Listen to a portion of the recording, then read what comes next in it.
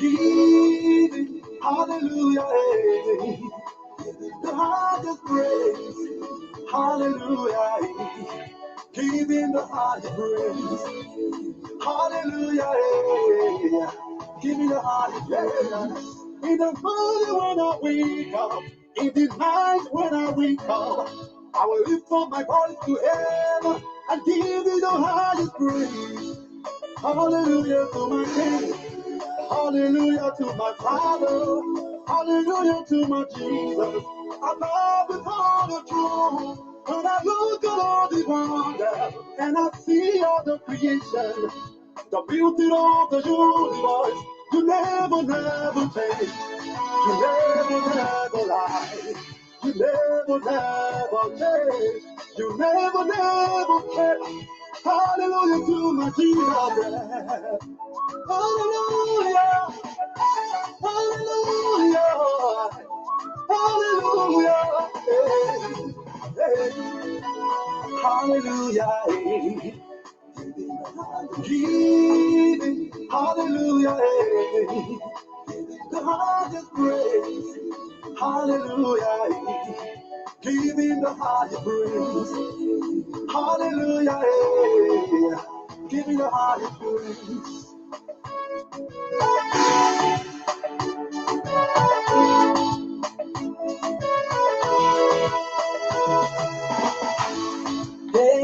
Come the friend, Jehovah. Come the worship, Jehovah. It deserves the praising. Come the praising. It deserves everything. Oh, the worshiping. Oh, you gave me life. I will praise His name. I'm here to praise my God, oh, because He gave me life. Come celebrate, come to play, come and worship Him. He deserves the praise. Hallelujah, giving the higher praise. Hallelujah, giving the higher praise. Hallelujah. Giving. Hallelujah. The highest praise. Hallelujah. Giving the highest praise. Hallelujah. Giving the highest praise. Ooh, hallelujah. Oh, yeah, yeah. Hallelujah. Hallelujah, hallelujah, hallelujah to my Jesus. Hey, hallelujah. Sing praises to Jehovah. Lift up your hands and worship. Lift up your voice and pray. Hallelujah. I need all my life for Jesus. I've been worshiping Yahweh, Yahweh.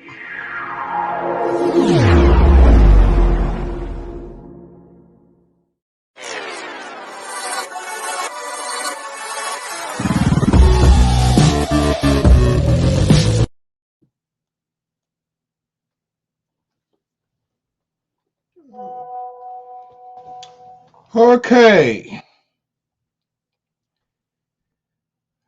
Good evening, good evening, good evening.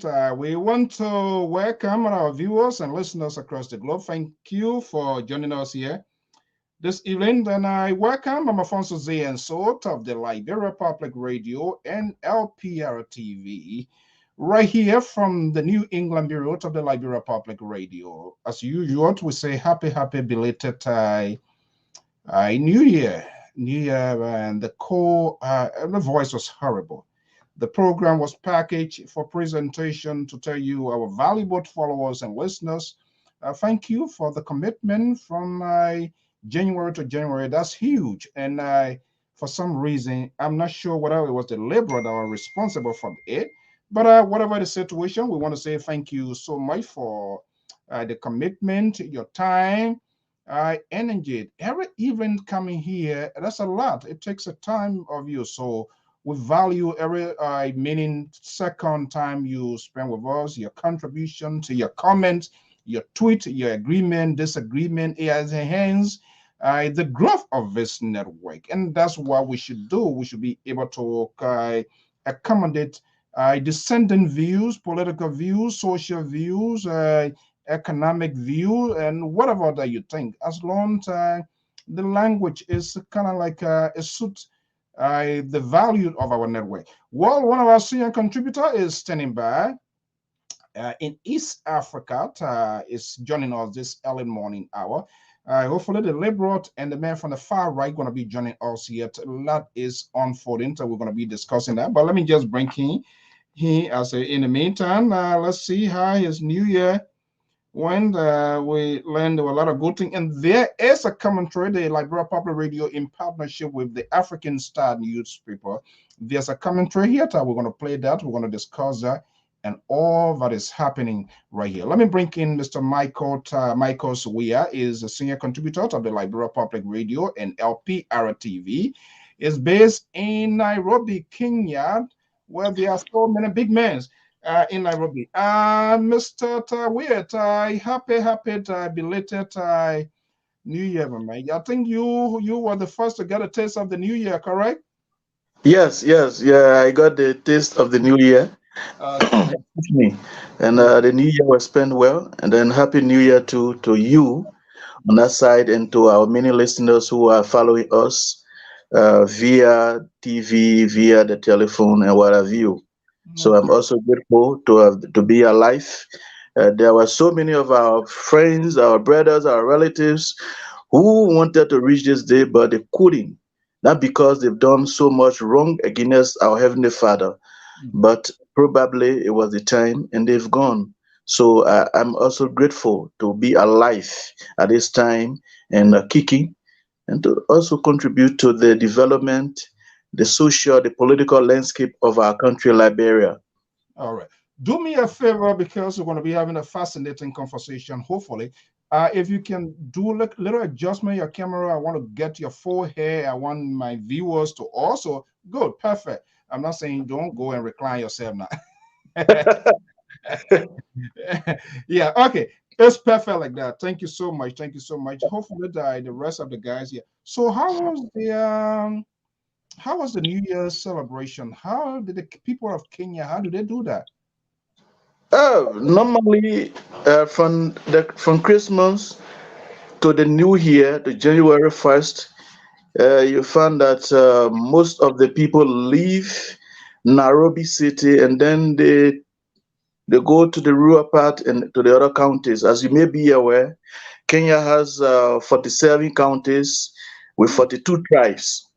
So Oh, and it's a very big country that with a population of 50 million plus people. So it's a country with diverse culture, you know. yeah. But Eh, but what I saw was that even the group from the Islamic end, and they also have Hindus, they have Buddhists as well. Almost all of the religion they are found in Nairobi, Kenya. So we saw all of them. They were also, in the fray of celebrating the Christmas along with the Christians. So and one of the counties which is found in the east, in the coastal region, Mombasa. mhm. So was one of the county that was flooded with a lot of people from Nairobi because with the presence of beaches, the Atlantic Ocean. So a lot of people go there to recreate themselves after a long month or working period. So they go there to rest their body along with their families, and you have a lot of white people coming, black people coming from Europe, from America. They call them the Wazungus. The white people, they call them the Wazungu in Swahili. So they Oh, do flood here, they come for holidays. So it was a How, very how long you been? You seems to be grounded in the. How long you been in Kenya, man? I've been in Kenya since 2018. 2018. 28. Yeah. All right. We're gonna, yeah. I have a co-worker who is a Kenyan. She's a lady, and Oh, of the time Africans we all share notes, talking about our country and stuff like that. And so one of these days she said, guess what? If you think the country is that horrible, is terrible, is bad, let me tell you the story. Let me tell you, Kenya, when these guys when the bandits are coming to your house, they tell you, say, we are coming for XYZ. And you better make that. I said, are you killing me? And she showed me a picture of what they did to her brother. They call and police. I just couldn't believe that. Yeah, yeah. There is no one story that is unique to one African country, especially the African country that has a population of black people. You find most of these things happening. But how be it, in the end, those perpetrators are caught and then they are taken to the root of law. So that's the final issue, because normally the criminals, they work ahead of the law enforcement officers. So whatever they do it before sometimes it comes to the knowledge of the law enforcement officer. So right after then, and then we see, because Nairobi, if not the entire Kenya, there are CCTV camera mounted almost every corner of the country. So if you did something Who, wrongfully, when you say mounted at the expense of their government? yeah, the government. What I can tell you is that there is a sign of good security system here. So if something happens and probably the perpetrator is not caught, then one way or the other there is a link with some kind of official. But if they want to go after you, they go after you, because there is a strong security network here. Because as you may be aware, the Great Britain has the training base here due to some reason best known to themselves. So security is very tight as we speak. Okay. Okay. Well, it's better to kind of get a kind of take of a different society and how things work. But we are about to get the ball rolling. Hopefully, the liberals and the men from the far right going to be here, even if they are not here. I believe it was the liberal cause that I developed that call because he never wanted me to come here. But let's get the conversation. Folks, good evening and welcome. This is Afonso Zienso.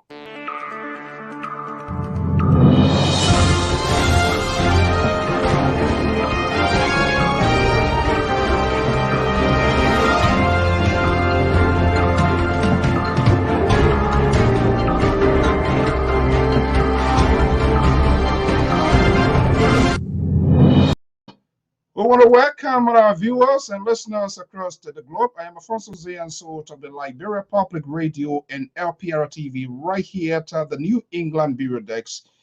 Your presenter, Ten Angot, as usual, right here. Welcome. We want to wish our many viewers and listeners a happy New Year.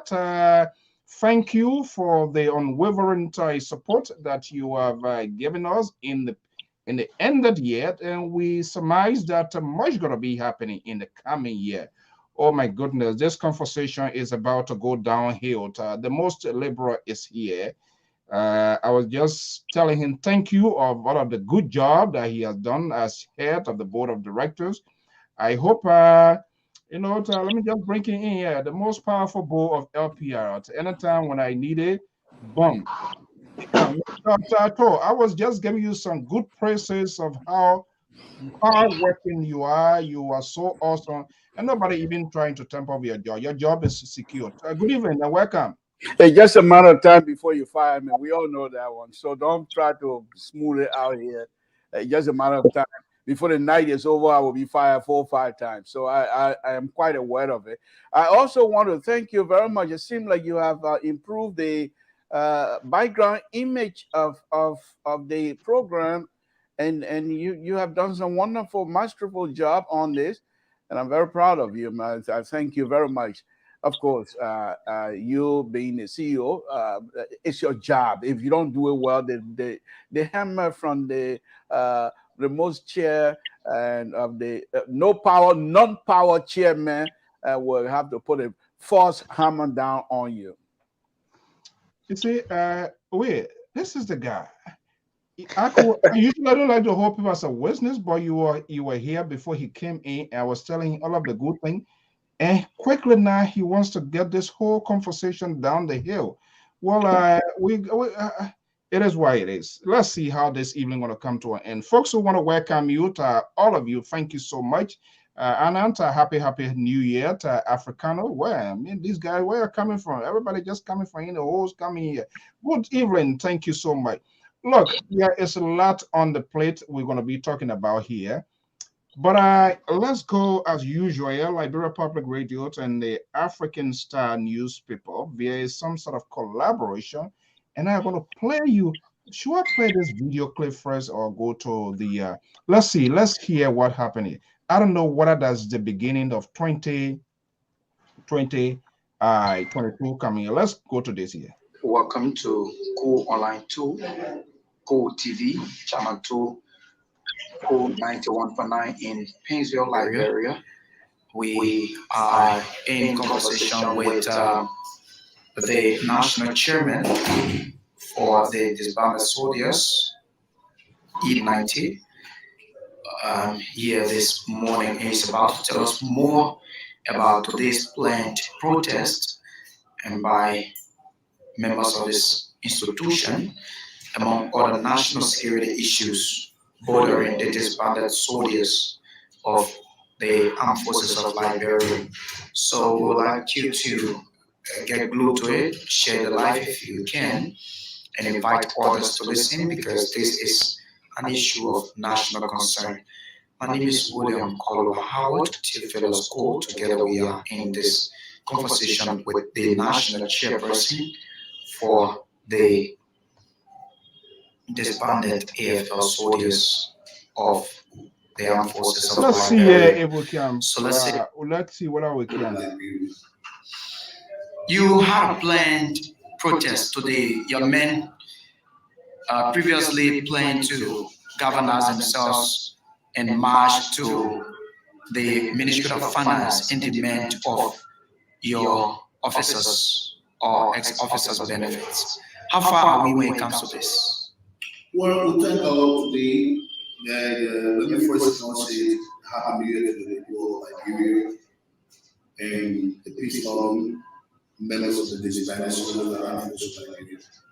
I want to appreciate my deputies, corps officers, and executive members of the disbanded soldiers who stay in the advocacies of our men's salary and their benefits.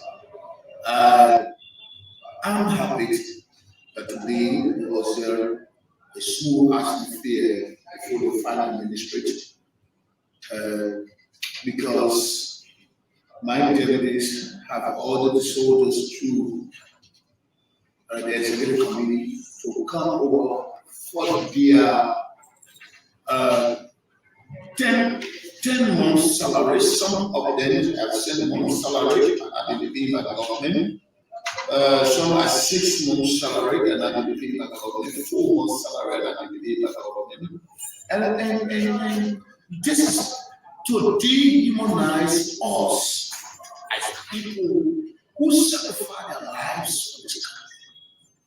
I think you journalists need to make this discussion a serious one. From 2005 to today, a bit long year, we have demonstrated commitment to the peace forces. The issue of the disbanded soldiers keep evolving. When the discussions of peace foundations were established in Accra, Ghana, and that document was crafted called the Comprehensive Peace Accord. This document was validated by President Joseph Salif. At the time, the soldiers wanted to take actions to get their pay. It was this president and his minister of state, Nathaniel Mange, that called us at the party headquarters At which time I got to Hollywood affiliating with the CDC government and founding member of it. And the party standing there at the time said, hey, you need this. Our time will come with summit where we have reached. We cannot get our certain course as a Liberian wanting to respect the information from the peace ambassador at the time, George Manuel Weah, who is now president of the Republic of Liberia. We can call it when we have an executive meeting like this and told our soldiers, few years from now, we have no children. This is one of us.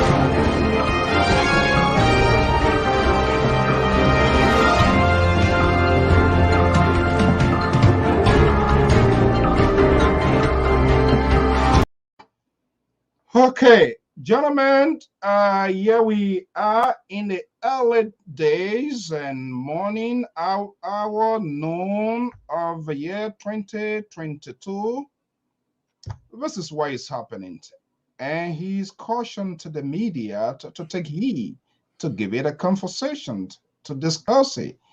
While we are also in the middle of the kubuka by the liberal wing of the opposition on the other end, walking by line, going to temple of justice or whatever it is. This is insane. This is crazy. I've never seen anything like this unfolding simultaneously. Okay, the conversation is about to get balanced. The liberal think he's going to get his way, but the equalizer, the stabilizer has just entered the conversation and he's settling down. Look, let's get it on a serious note. The liberal and Mr. Weir, we know I don't take anything for joke conversation, and the tone of Van, I think I need to play this commentary here, right? And then we can give it a fair. Let's see this commentary, and with that of what we heard from the AFL, the call themselves this band's group, we can hear from that. Let's give this commentary a shot, and we can also have our conversation while the far right is setting up. Editorial entitled, Liberians must denounce threats and lawlessness from any sector of the society.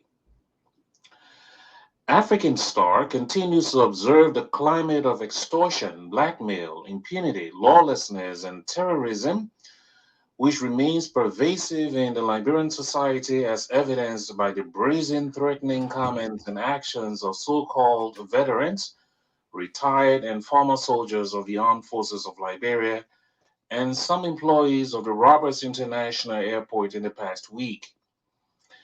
Additionally, it is of serious concern and unacceptable that regardless of whatever grievances the former soldiers and workers of the RIA may have regarding their old benefits, these individuals have crossed the line to threaten the government of Liberia, the peace of society, and international air travel.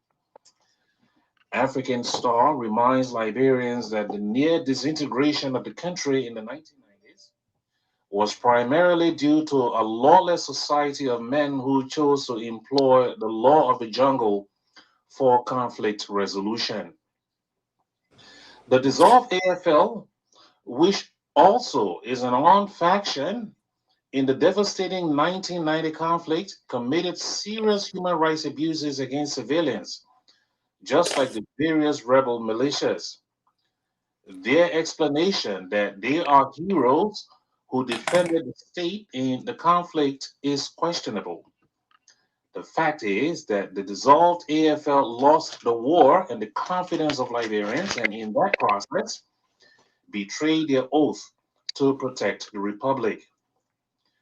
We all support and continue to encourage the newly reconstituted armed forces of Liberia, which is still learning painful lessons from its predecessor, so that it regains the trust of all Liberians and functions as a force for good. However, on the matter of unpaid workers of the Roberts International Airport, the spectacle of watching them place their bodies under the wheels of a plane which was attempting to taxi for takeoff is against international law, safety, and very ill-advised. We believe that their action was nothing short of gangsterism against international air travel, and which has the potential to endanger crew and passengers. While we share the concerns of the RIA employees who have been unpaid for nearly 6 months, the action of the workers' union at the airport undermines efforts to attract desperately needed international investment to Liberia and an unfavorable portrayal of the country as an international destination. At the same time, we challenge the Liberian government to honor its obligation to public sector workers by making payment of their salaries current so that they will be in the position to serve the needs of their families, and by also curbing corruption and mismanagement of public resources. The government will not be perceived or enjoined as a facilitator of lawlessness in the tiny West African country. We further encourage public sector employees and those similarly situated to use the legal path to resolve labor disputes and concerns.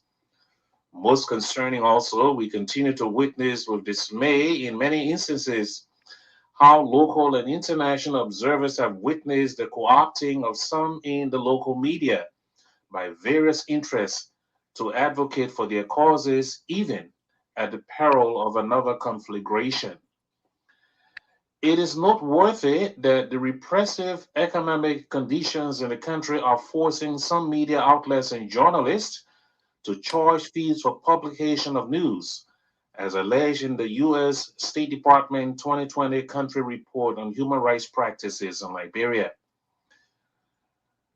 We now see how poorly trained journalists and media houses that also face challenging economic pressures, which may ultimately impact their journalistic judgment, such as in the cases where ex-rebel generals, retired and disbanded soldiers, and some RIA workers are offered media coverage to threaten illegal and sometimes violent actions.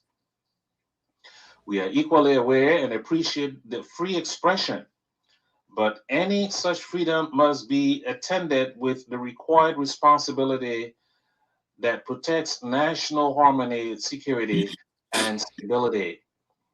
African Star cannot stand in solidarity with any individual, group, or some in the media who work at cross purposes to injure the unity of Liberia. We believe that to provide media platforms to any individual or group under the guise of the practice of the right of freedom of speech without responsible management of the flow of information in society is a dangerous misuse of the tools of the media. We are convinced that journalists and the media have a responsibility to remain independent, professional, and accountable in the promotion of democratic values. Therefore, local media must vigorously assert common sense and moral responsibility in the discharge of its duties in order to guard the cohesion of the Liberian society that a free and independent press seek to preserve in a democratic space. We urge the Press Union of Liberia to adopt a more aggressive posture in regulating its members by investing in ongoing reforms and training of local journalists and media houses. Since the state is under constant threat by lawless actions on various individuals and groups because the government of Liberia remains intransigent in complying with its moral obligation of implementing lawful recommendations of the Truth and Reconciliation Commission final report, African Star reiterates that the full implementation of the final report of the TRC is the best path to addressing rampant impunity and non-accountability by those who thrive on corruption and violence as a way of life. African Star urges Liberians to stand together in strongly condemning lawless actions against their well-being and unity of the country. We at African Star remain committed to freedom of the press that is propelled by responsible journalism that enhances peace, stability, and security in the Liberian nation, because Lawlessness must have no space in the Liberian society. This editorial represents the view of the editor.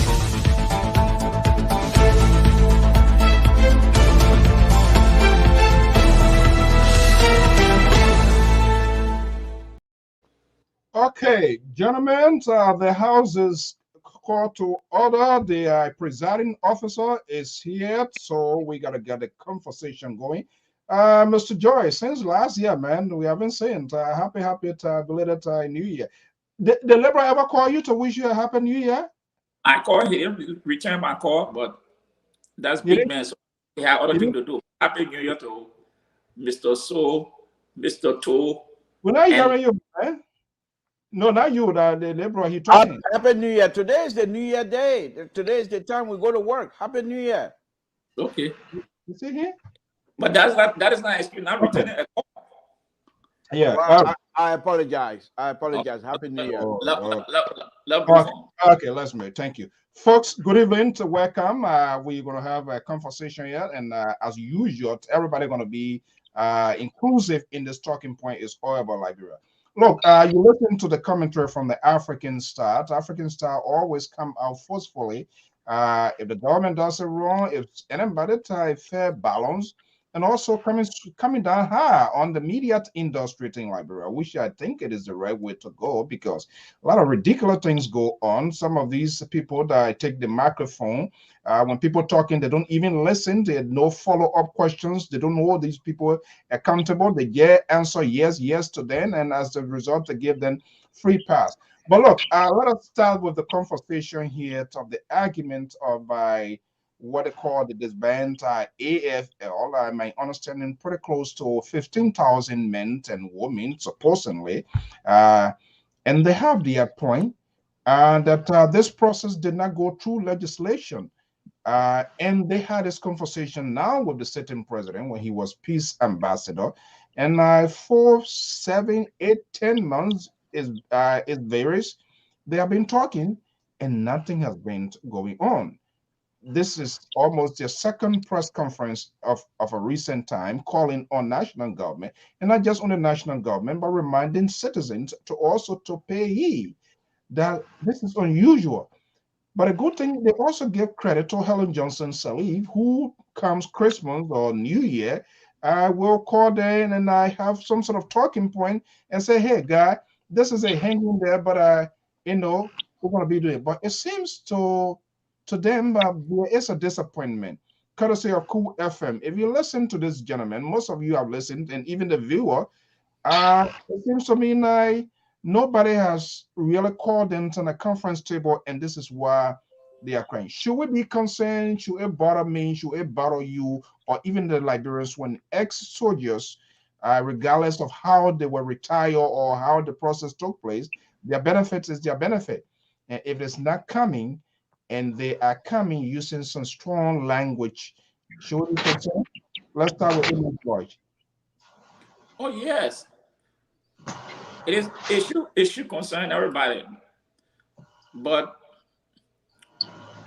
the question I wonder, did the retirement payment, did it go through the process of civil servant, everything that at the end of the month they're supposed to have the pension? Did it go through that process? Or was just a verbal promise, oh, you're retired, we'll give you money? If it went through that process and the government responded to pay the people, they should pay them. But equally so, making it threats, it doesn't occur well for everybody in Liberia. Because I always say, you don't know the one crazy man that will hear this thing and do something. And when everybody wake up in the morning, the whole town is upside down. Because the Liberians should not forget, these guys, regardless of them, they heard arm before, they can use arm. They know how to use arm. 2, 3 men can cause a great deal of damage. So why I don't condone the words of threats, equally so, why is it that this government cannot live up to this obligation? Last year, the guy was a Minister of Finance. The guy in the street there, People came, the minister, or when they came, they talk, they said they were going to see about them. Why they cannot see about these people? When they take all the money, they take and go and put it on something that it doesn't benefit the country. Why they can't pay these people? How much is it that the government promised to get these people that the government of Liberia? According to this captain, the spokesperson, maybe we'll go into it, 7,000 Liberian dollar. But let me just hold you there. Let me go to Nairobi there. You are within the proximity, much closer to Liberia than we are.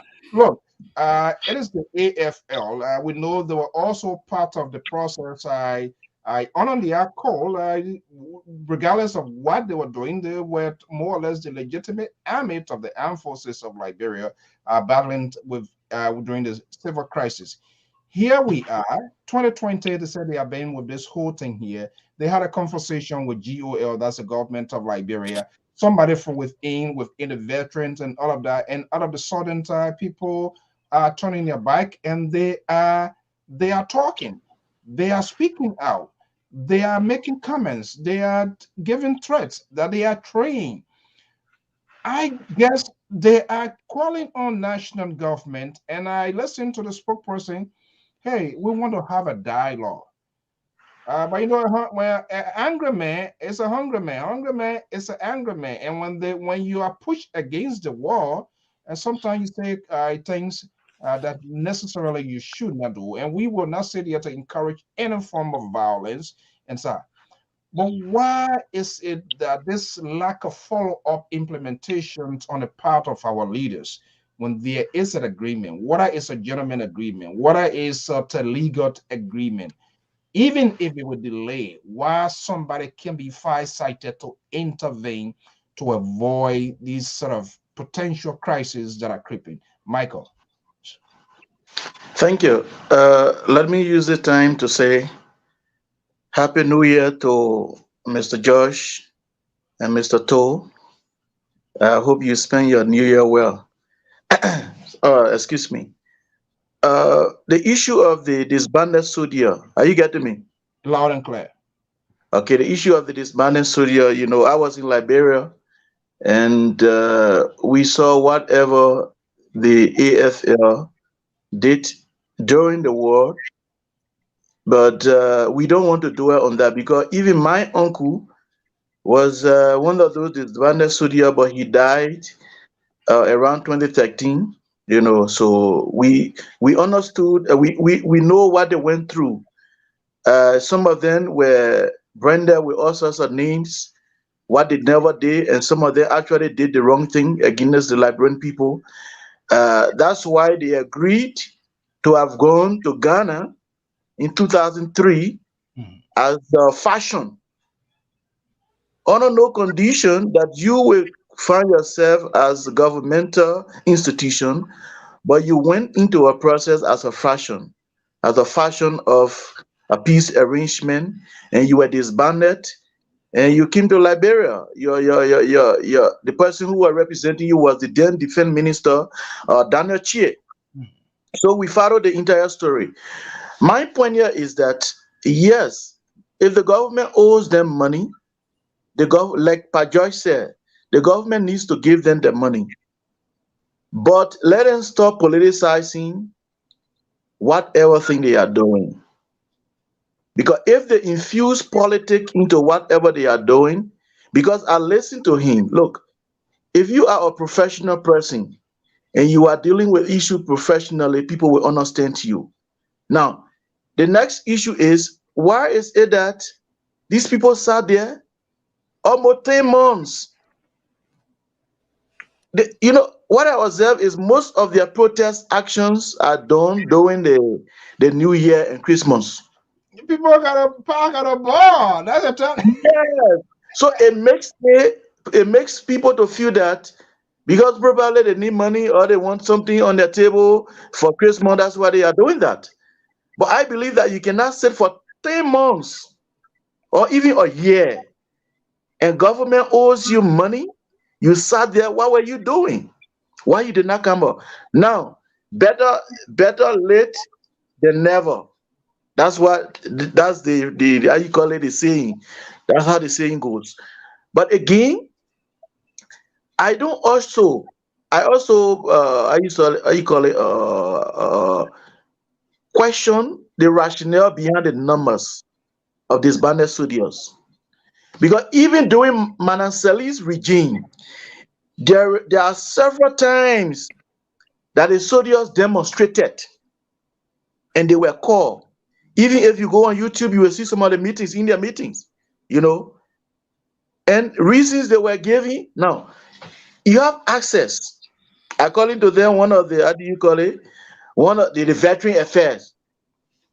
You call one general, there was one soldier name you called during the last program. These are people that have close link with the government. So, assuming that the government owes them money, let them use, if it is legal, let them use the legal means. The government will give them money if it is legal. But now telling us that if You government don't give you we money, are you have put us into the playbook of the most liberal progressive here. You seems to be tapping into his bucket. And I let me warn you right now: do not tap into this guy bucket because he gonna sooner or later start holding you as a state witness here. And your point, then let me just go to him because he yeah. breaks So down. my point is, look, I don't want people live on this long-term morale that they are going to cause problem in Liberia, they are going to do this in Liberia.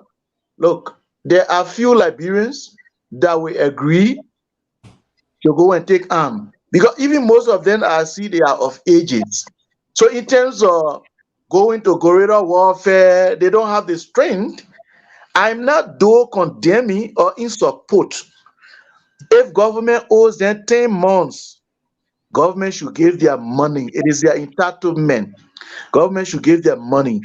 But with the nomenclature they have, XAFL soldiers or disbanded soldiers, every time people see them assembling in major streets of Liberia, of Monrovia, is, I mean, it rings, I mean, something bad in the ears of those who experienced the war from 1989 to 2003.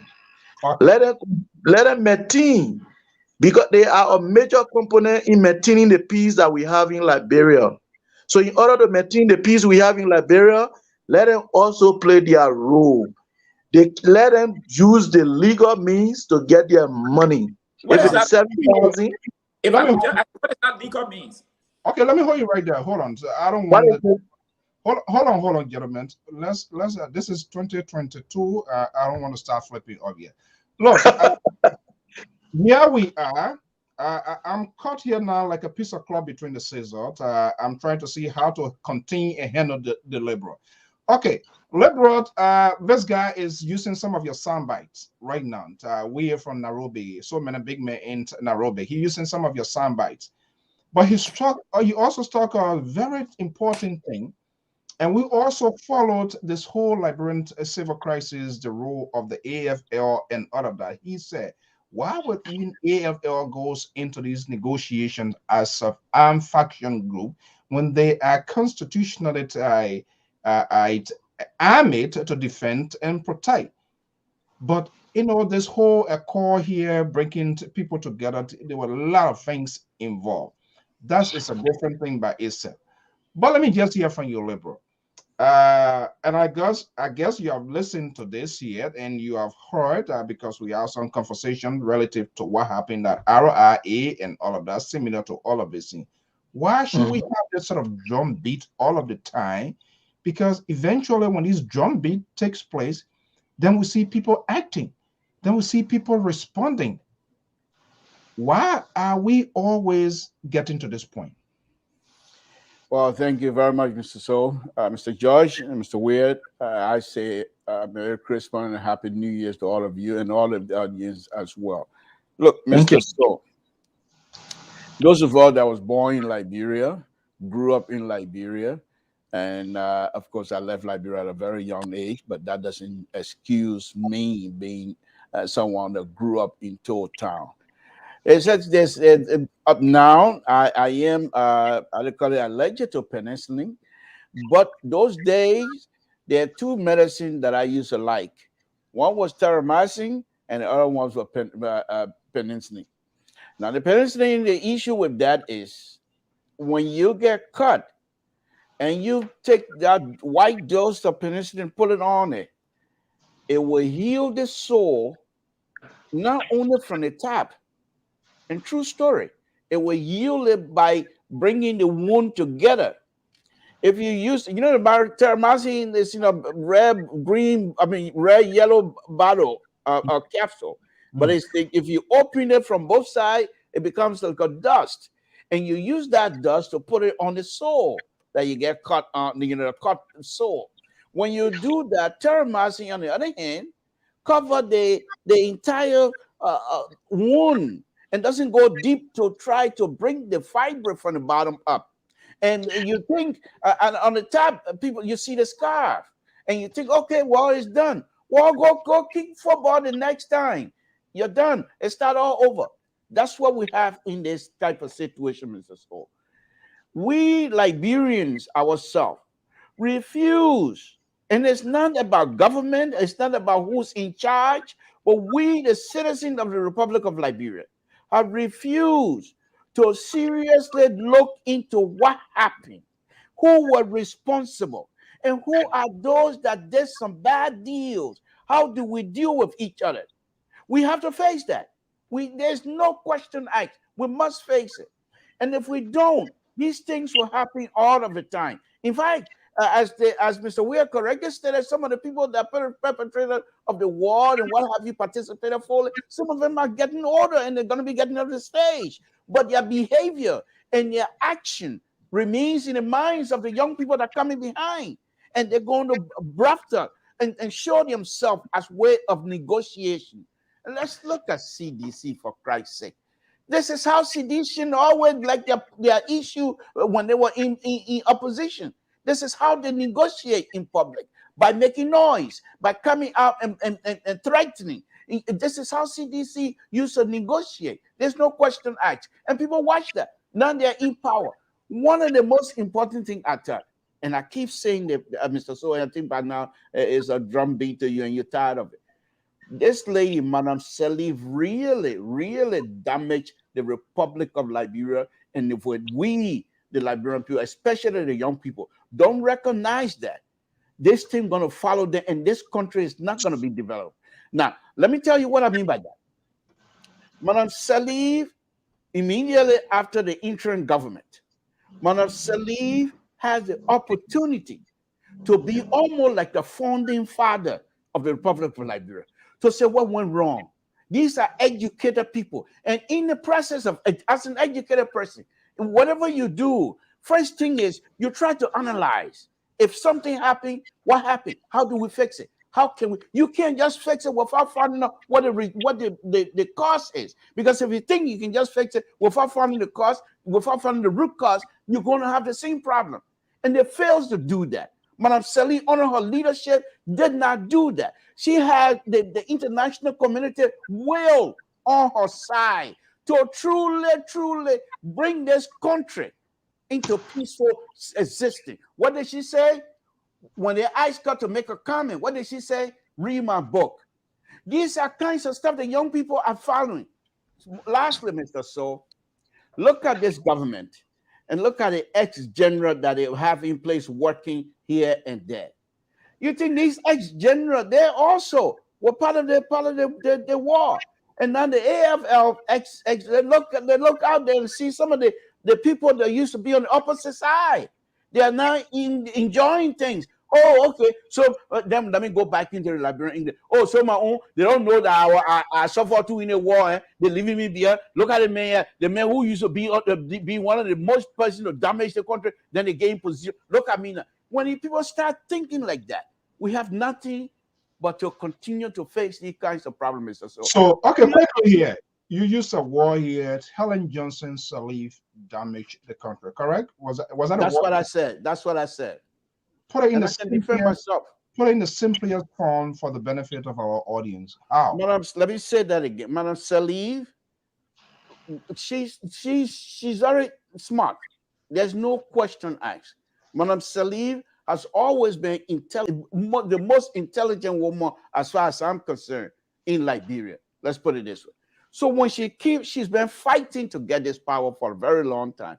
She's been thrown in jail, suffer, whatever whatever people say they did, whatever. When she came in, remember during the election that brought her to power the first time. There's a video out there and people can research that. She made a statement. Until you got to put me in a position and I suffer for the country too long. I will help. She made that plea. With that time she didn't even put her hair tie on her hair when she made that statement. Now, Mr. So, my point here is this. What I mean by damage, there are those who have accused her of being warmonger. That's not the kind of damage that I'm talking about. Because Madam Sally is not different from me. Every one of us participated in a war. We all helped to destroy that country, whether you fought war or not, whatever. I wasn't in Liberia at the time, but I was here also helping to help my people that were fighting in a war. So I am I participated in a war fully. Let's put it that way. So none of us will be saying you excuse yourself. But what I mean by damaging the country, the psyche of the country were open, seriously open for any kinds of good ideas for Liberian people to follow. Liberia had just got out of the war.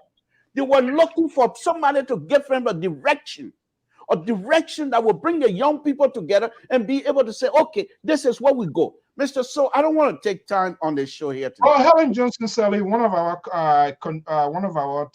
online here, say, well, Mr. Toll, please do not say Mother Helen Johnson Sally damaged the country. Say Unity Party. No, I'm not going to go. I'm not going to go that politics stuff. That's not what I'm talking about. Helen Johnson Sally occupy a political position. I understand that, but I'm saying as a leader, Mr. So, when Madam Sally came to power, Liberians, remember that they internal, whatever they call themselves, the people, Julie Bryan government, just caretaking stuff. But when Madam Sally came in with the true election, with no threat, Madam Sally told people, I'm a trained economist. I will help this country. What did we get out of it? Nothing. Nothing. You sure? Besides that, my point here is this. Madam Sally, the same position, Dr. Weir, if you were, and in as much as that, I'm not a sedition, if you were to give that same opportunity Madam Sally had, with all the billions of dollars that were poured in our country, with the international community that was helping, if Dr. Weir has been elected, Dr. Weir would have allowed the war crime court to take place. Dr. Weir, I believe right now, they are fear, Mr.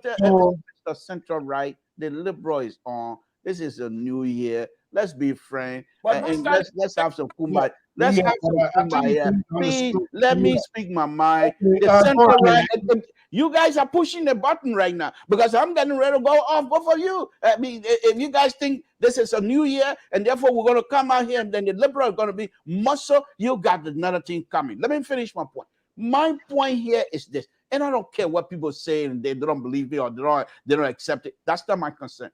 My point is that, Mr. So, the Liberian young people at the time, when they turn their guns over, they have nothing to hustle with, to be honest with you. So they were looking up to the government to be able to provide some sort of a stimuli that would be able to help them to go back on the farm and do things. Nothing.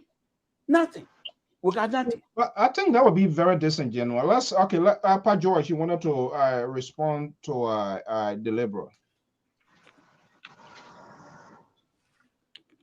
We can hear him. The new year, I on it. Check your mic. Check your mic. Say something to put your cartel down. Mr. Joy, we're not hearing you. Tell me to put my cartel down. That whenever you were hearing, I put my cartel down now. Let go, Mr. George. You going up? Guy, Look, tell me, beg me if you want Mr. George to come back. Say, please, Mr. To, put your cartel down. Please. This okay, is just the first month of the first of the new year. Please, something to. Okay, okay, Mr. George, you can come back in now. Okay. I remove the cartel from your neck. Mr. Weir. Yes, I'm here. Yeah, Thor becomes a little bit he calculatively on purpose single out Helen Johnson Sirleaf. But it's a ruling government that was, like one of our onliners said, Unity Party. Helen Johnson Sirleaf is the head. Usually the board drafts with the head, but the other people also major roles. They were playing major role. They are responsible. I'm not sure whether that demobilization process was very comprehensive as well. So there are a lot of things that took place in this whole disarmament process. It was inconclusive as far as my concerned, because this is exactly what is happening now. Because if it were conclusive, the packages and everything were being done perfectly. But here we are still talking that with all the other troubles that are factoring in here today. Do you agree with the Liberal in his assertion?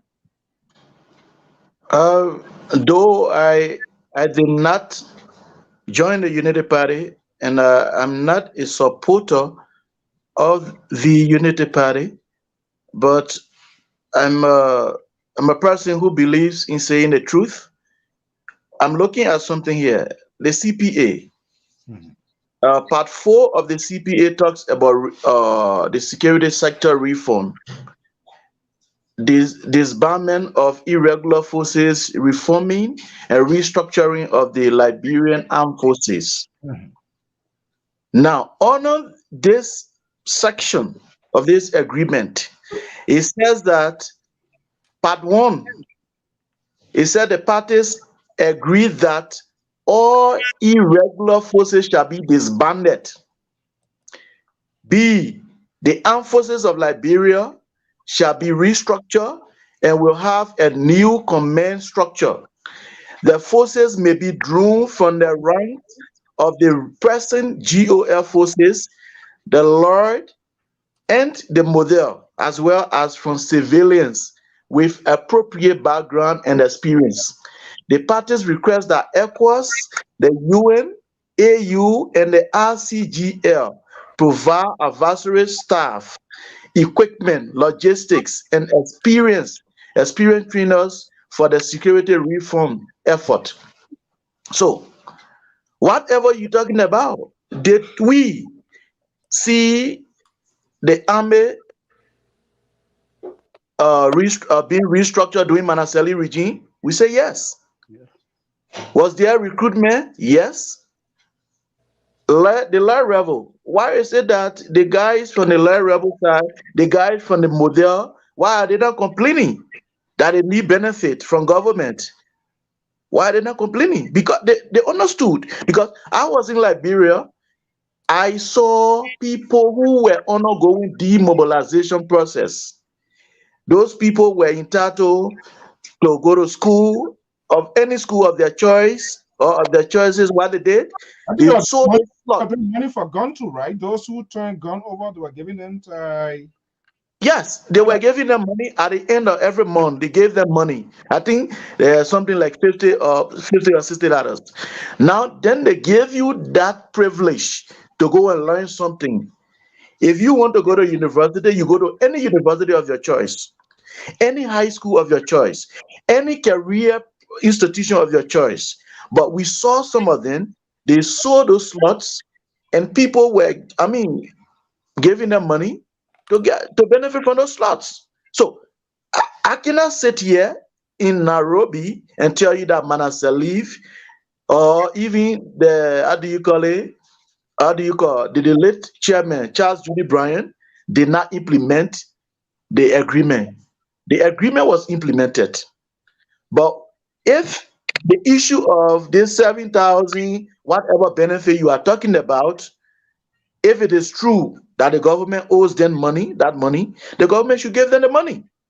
Because I told you, I began my statement by saying that if the army wants to be professional, the ex-soldier wants to be professional, let them disengage, let them disembark the issue of infusing politics into whatever they are doing. Because if they go and have meeting with one opposition political leader and they feel that they want to make this government unpopular, it's not going to work in their interest. Because if these people they are going around will have their consent to be paramount, they will also do something as individuals. Okay. But whatever advice that will be given to them from opponents will not seek their interest, will not put food on the table. What they should be doing is to, like they said, they want to have a roundtable discussion. The government too should listen. What I do understand, since I started knowing myself, there is no problem that cannot be handled. There is no problem that cannot be handled. Every other problem can be solved. So if the government means well for peace in Liberia, because whatever they are saying can disrupt peaceful activity. So the government should listen to them. Okay, let me bring Mr. George, who will soon switch gear here. Mr. George, the Russian liberal infiltrated your system, and when you left, he was celebrating. He was celebrating. Yeah. So that's what we have. We just got to manage and deal with this guy here. There's no baboon for a child. So, liberal, we'll deal with you. So, carry on, buddy. Yeah. Let me say this. Did Marlon Ellen Johnson do everything right in Liberia? No. But to come up here to say that she didn't help the citizens, no. Let's do something. When Marlon took over that country, it was like a new country you're taking over. And every structure in that country was down, completed. Nothing was functioning. Now, the AFL, the government of Liberia was giving package. Even to the Liberian National Police. They restructured the Liberian National Police.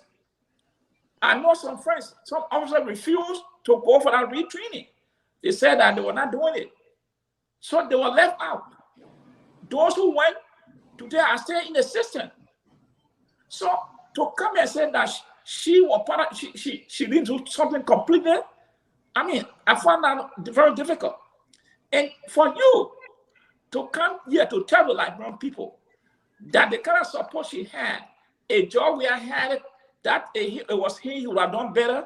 Mr. So, just look at the 1 cent you get, how well you manage that 1 cent before you talk about 5 cents.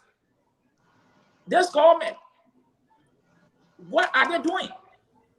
Everywhere is some kind of strike every 3 months. Some strike going on somewhere. They are not paid all for 3 months. They are not paid all for 6 months. How can you say that? They are not managing it. They don't want the guy. They cannot manage it. Then you talk about, they should have given they had a bigger one to manage it. That is sad to say that. I was strongly disabused on that. The AFL had, member of the AFL, armed forces had an opportunity. They should have taken advantage of that opportunity. But many of them abused that opportunity. During the demobilization process, many of them abused it. So today, this is what we find ourselves.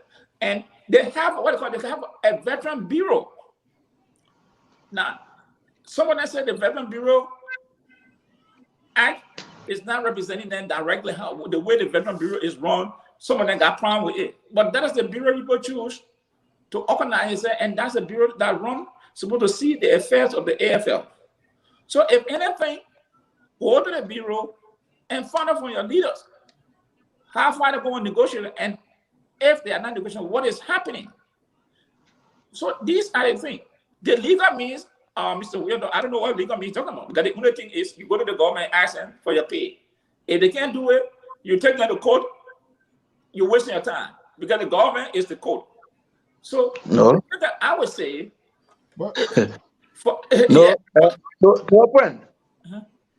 To a point, I don't want you to distrust the justice system in our country, because recently we saw the son of the president, Charles Salif, who was the deputy governor for operation at the CBL, won a case against GT Bank. Yeah, what his name? What his last name?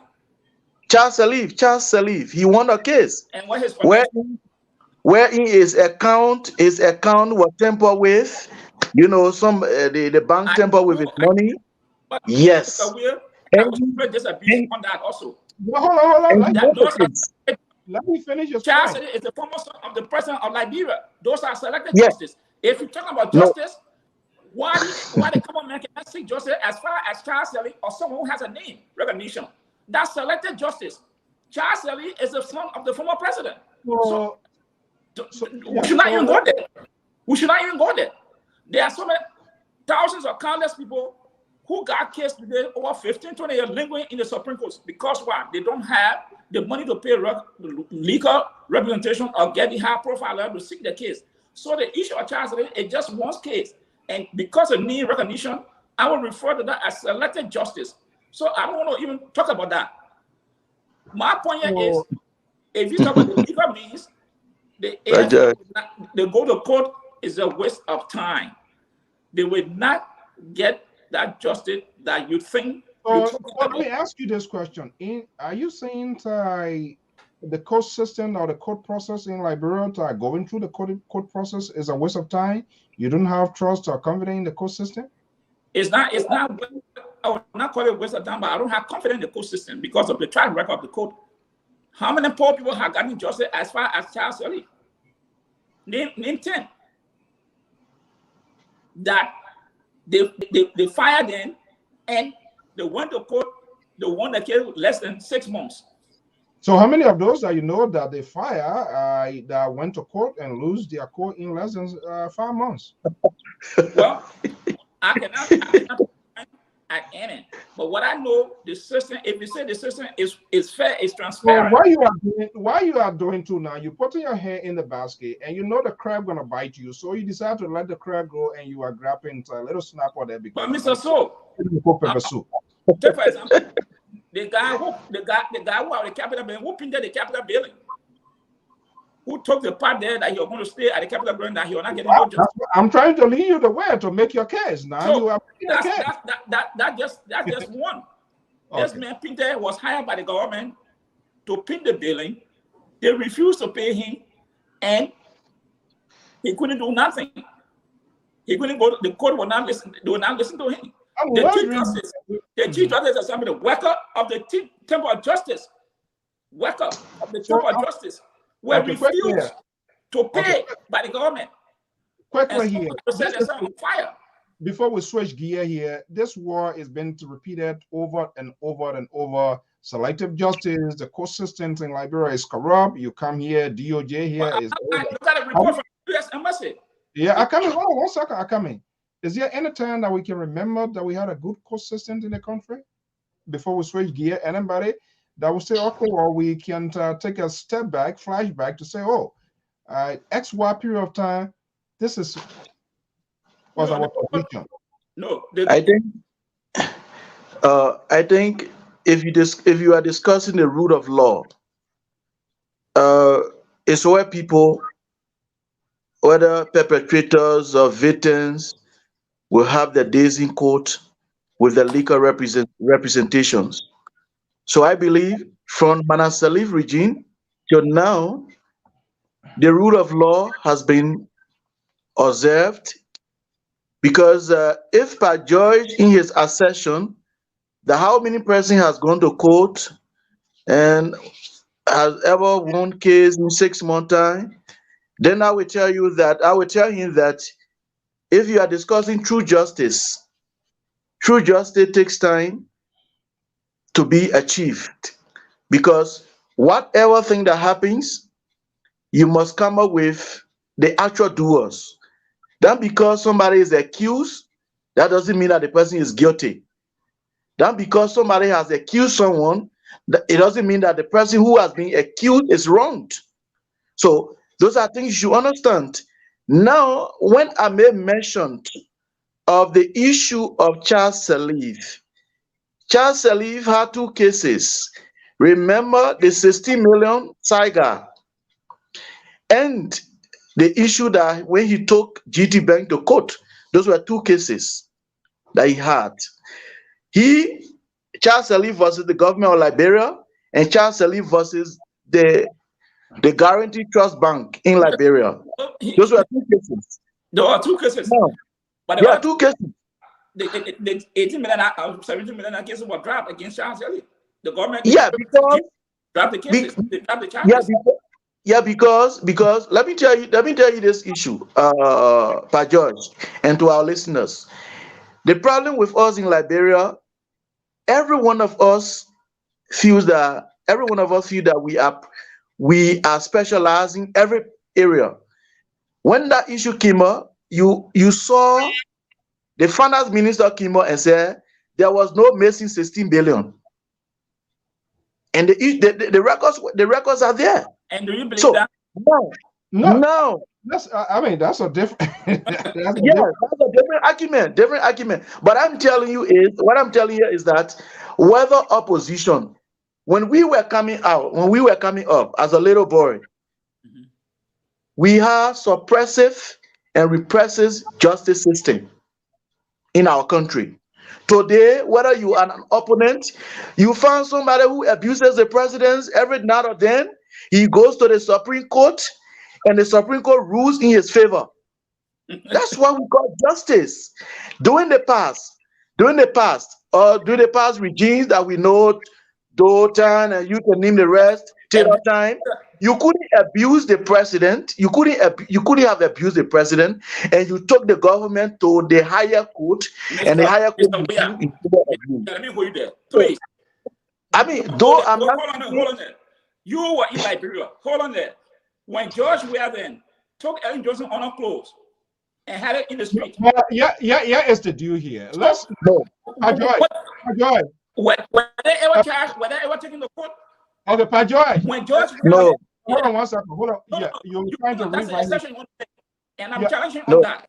When yeah. No, George Weir hold on. then, Hold on one second. You're trying to rewrite history here, and yes. this is why I just don't like, because it but happens that means that we are yesterday. trying to talk because No, you're talking no, about no. a That's person. one year we're gonna have a divided house, because for one, yeah, we want to have the system fixed. We can have it Yes. both But if ways. we want to have Mr. So, then he should No, not go back to the no, past. that's part of history.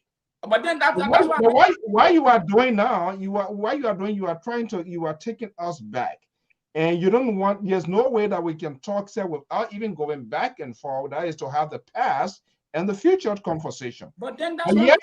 no, I come in. Yeah, it's the situation. What we are trying to do now is whatever that happens in the past that didn't work out, was not a good thing. It shouldn't be repeated in the present. But this is what I always hear people Mr. Weir say. said that it didn't happen. No, he was making a reference. I don't think you really allow him to learn, and that's Yeah. what that's You, what I you, Pa learned. Because George, why you are Pa doing George, eh? Pa George, you have to allow me to land. Or Okay. you want You're on your point somewhere before we go. yeah, you want to behave like though RIA welcome to besiege my flat. No, that's that's your Make product. That's your product. Now, okay, what I'm saying here in short, there is a rule of law. The justice system in Liberia has gotten some level of improvements. We all must praise that. If you have an issue, now the mentality that we have, what I know is that the mentality we have, look, whatever evidence you think you have outside of the court is different. The interpretations are different within the court, because within the court you are dealing with liquor minded individuals. But outside the court, on radio, talk shows, while you explain, and people are telling, oh, comrade, you are right. Comrade, we are going to be with you. Those people are not going to give you legal counsel. So all around the world it happens. I live in Kenya. If you have a case, and you don't have a means of hiring a lawyer, if there is a public defender, most often that's why you see, even in Kenya is one of the corrupt countries in Africa. That's why you see those guys that steal, they go and hire good lawyer, high profile lawyers. Those guys who have the arguments at their fingertip, they hire them. So you see, so if you don't have those, I'm a poor man, I'm not rich, I don't have money. So if I have an issue, and then there is a public defender to go and defend me, or human rights lawyer who cannot compete with some of these high profile criminal lawyers, high profile lawyers in Liberia, definitely I'm going to lose the case. Those are some of the issues. Everything that is happening in Liberia is not unique to Liberia alone. You are in America and you know that. Okay, so the bottom line here, you want to respond to that quickly before we? You talk about the job, it's improving. It's not improving. You made reference to America. They got small claim code from $1 to 5,000. Mm-hmm. If somebody happened to sue me, the judge will send a paper to me, a form to me, to fill up. Affidavit, sworn, fill that form on disposal, answer all the questions, and send it back to the judge. And they will tell all the day to go to court. We'll get there based on what we have bring the judge, ask a question, the judge make the ruling, right? They've got a small code, claim code. Judge make the ruling. Liberia, it's not like that. The cases are here the lawyer advised the client. Yes, this case is a case I can pick up. You have sufficient evidence. Liberia, no.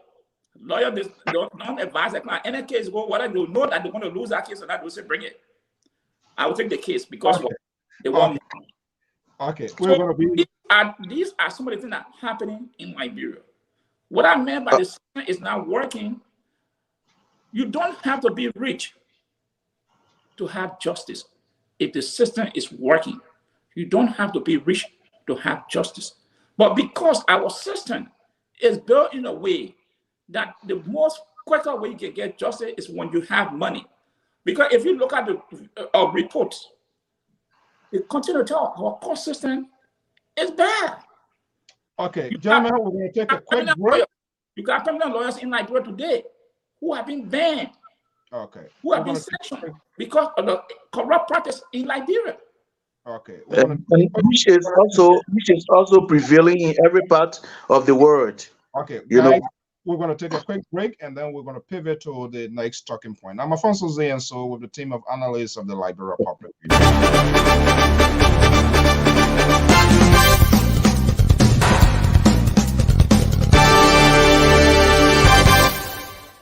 You've worked for months to bring your or your client's event to life, but unfortunately, the world had another plan.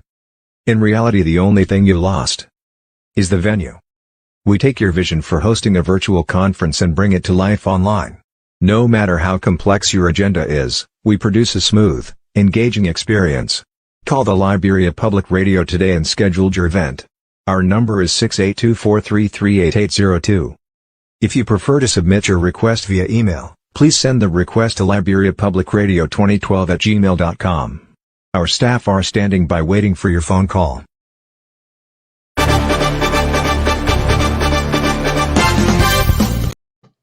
Okay, let's switch gear. This one here is just crazy. That has to do with the opposition. I'm wondering whether this collaboration can we still call it collaboration? Or I don't know what sort of arrangement they went into. A lot of on to resolve problem. And one person is a trouble child in this COP that you said from day one. A trouble child is always a trouble child. I don't care what you do, daytime, nighttime. The liberal is back. Let's see here. You know, he own car, he own Walmart car,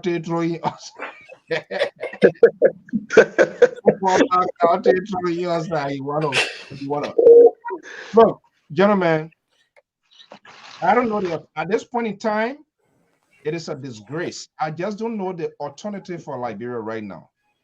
The drive, the footing that this opposition, that people, for me, it's not strange. So the nomenclature, the people embedded with this opposition, we say from some time to time, and I'm getting the feedback, and people said I was, or maybe people was kind of like being a little bit mean or sarcastic, but here we are, a group of four put together, a peer group, a peer of that person.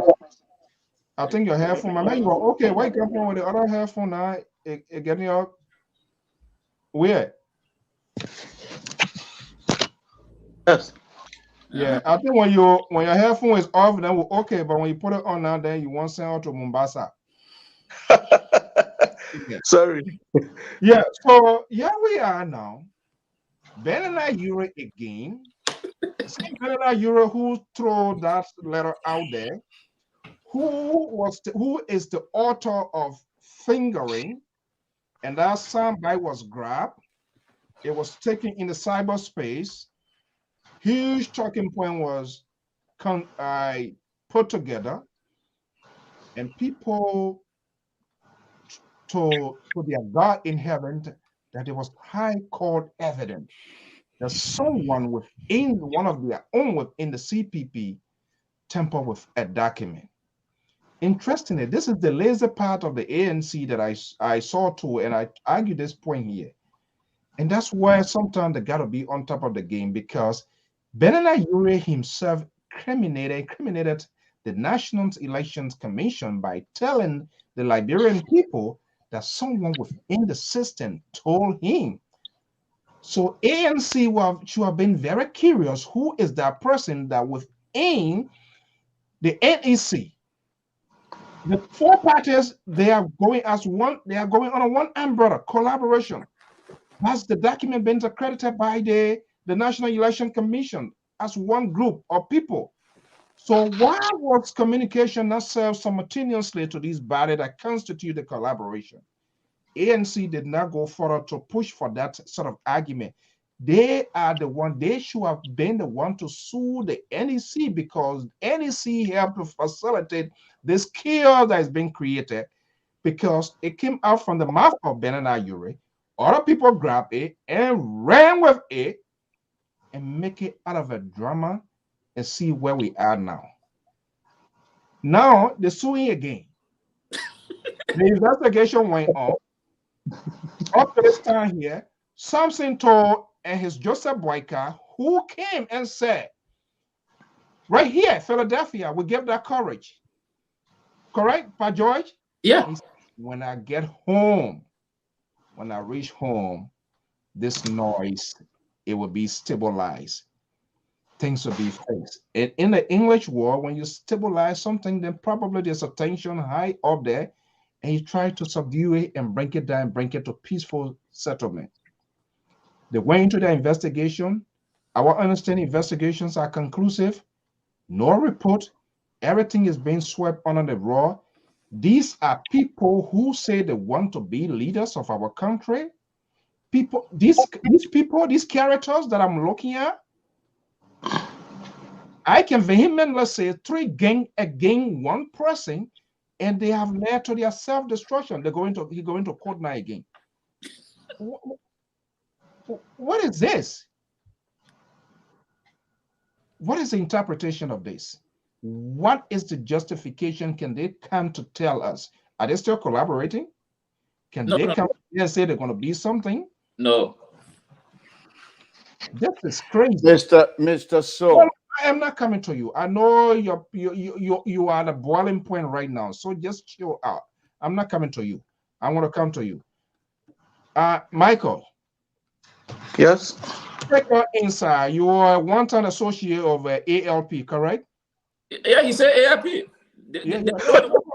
This is not meant to put you on the spot, but you will get a further insight from this party, ALP, a party, or maybe if I would say maybe 5 or 6, 70 executive members. You don't know who their members, where their members are, but they are there hanging in there as a political party. You weren't associated with them before? I did. You know, let me tell you, from day one, ALP has been controversial in their activity. So I'm one person, like I told you, I believe that the truth is nothing but the truth. Whether you are my relatives, whether you are my friends, whether you are my opponents, when you do the rightful thing, I tell you respectfully, not disrespectfully. When we joined the ALP, we saw the acting chairman, who was Emmanuel Lomax. He did everything in his weak way to have decentralized ALP within a twinkling of eye. And if you, when ALP were being given her certificate at the National Election Commission, you heard one of the commissioners praising ALP, the number of people that went there. That is the first political party certification program that has been overly crowded. They have praised ALP for that. Now, when we started, we had a launch of the party at ATS. You and I know that all political parties have structures in various districts and counties and what have you. So if there is a program, if you think you trust those people who were county chairs, district coordinators, youth chairpersons, if you are organizing up, if you are having a program, whatever things you want to use to have that program to be successful, it should be channeled through the leadership. But at the headquarters of the party, we saw the wife of Dr. Ure came to supervise everything. And she was not the chairperson of the women wing. She was just the wife to the political leader by then. You understand? So what am I trying to say? Dr. Ure went and brought his brother, who was the chief of security at Lone Star Cell, to spearhead the entire process, distribution of funds and what have you. The chairman was there. Besides his brother, he brought his daughter, Tila Ure. She had her office outside of the ALP headquarters. She had her office somewhere around, I think, 3rd Street. You know, there where she had her office. So we saw those things happening. All of what I'm saying, honor mind anybody who thinks he knows his own left and right, and he's a chairperson, he's a youth chair, he's a district coordinator, will never feel happy with such an enrichment. And then we had the launch after everything. Hey, within a few times we heard that ALP was going to their convention in Banga.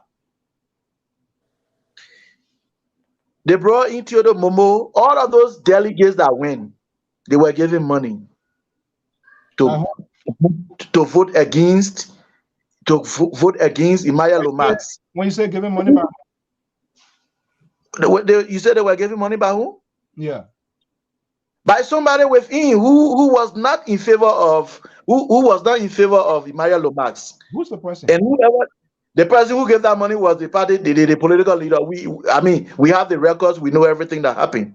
So you see, now see the vice chair for operation, who was Chief Bulu Wesin. If you know Bulu Wesin, he used to be with the CDC.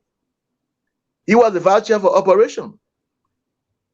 Whatever they did, Bulu Wesin remained, and he went against, how do you call him, Lomax. Theodore Mobo won. Bulu Wesin remained. Because Bulu Wesin couldn't talk, he could say yes, sir, and what have you. So, I mean, those are things that happen. So some of us, I was in Liberia, I told my colleagues, I said, look, for me, I cannot be part of the arrangement because I don't see some level of respect for leadership here. And we left. So when I heard the issue of ALP going to the collaboration or whatever decision, whoever they should support, don't mind this press statement that they tell you that executive committee met. Who are the executive committee members you know? But we should from there. Yeah, but they don't have those in other political party where in executive committee members will argue issues.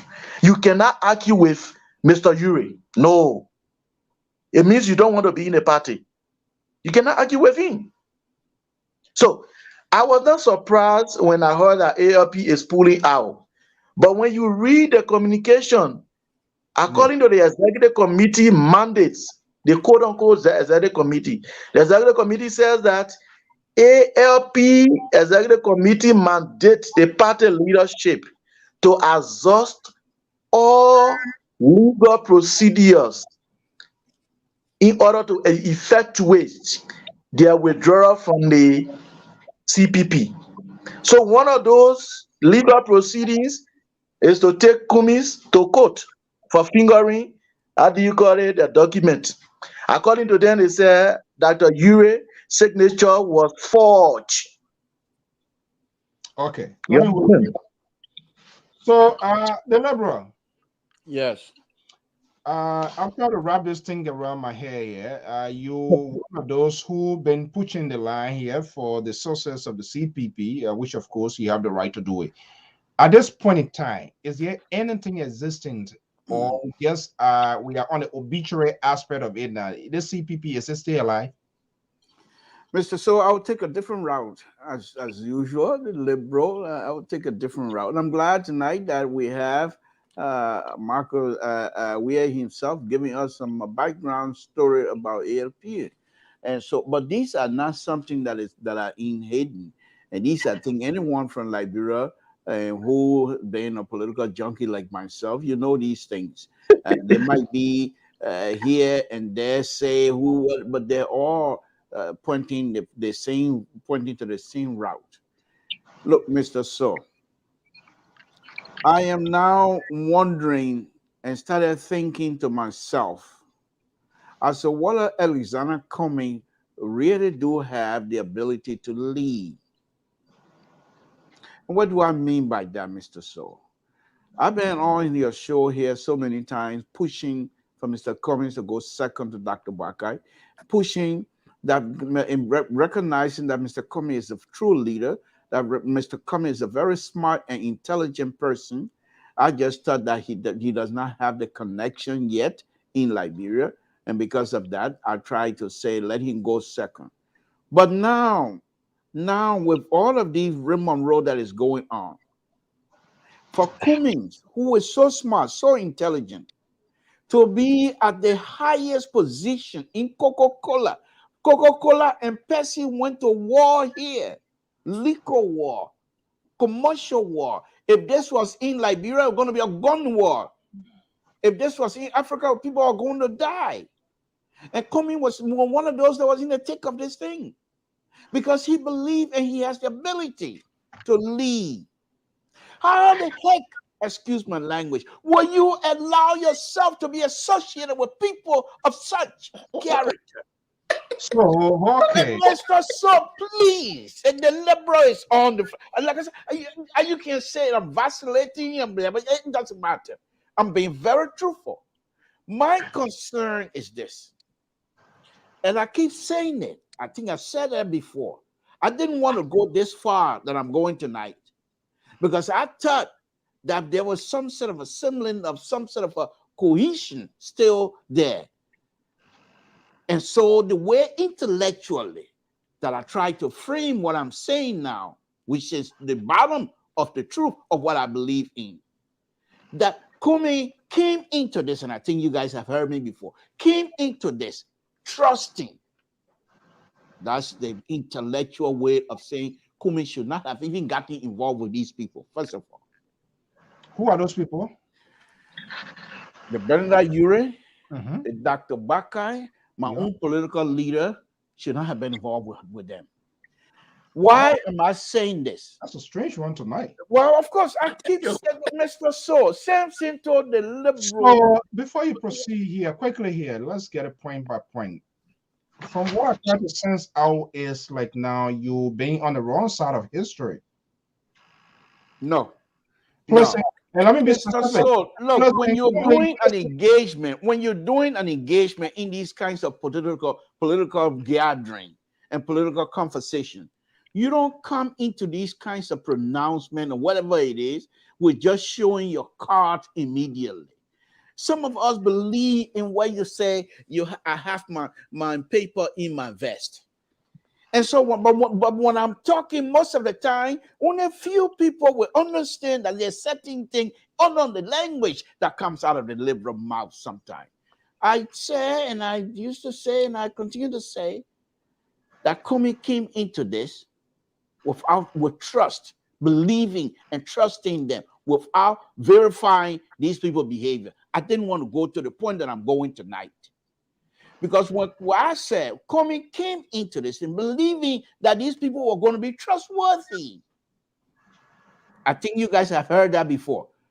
But apparently, because of you and the central right behavior to be conservative, refuse to push the button a little bit so that perhaps the liberal would have been. But certain time you did, and I tell you, I'm not going to divulge whatever I have.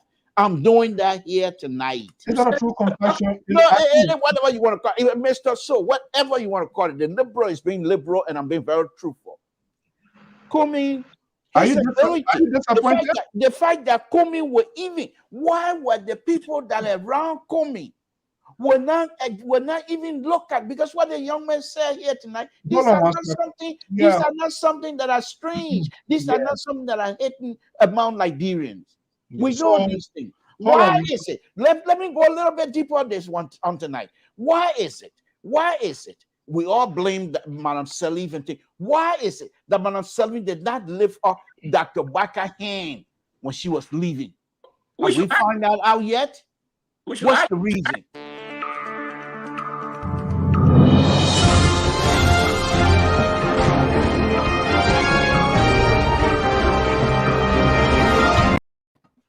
This is like a Bob Woodward intro of Washington Post here this evening. So why were you, Mr. Saul?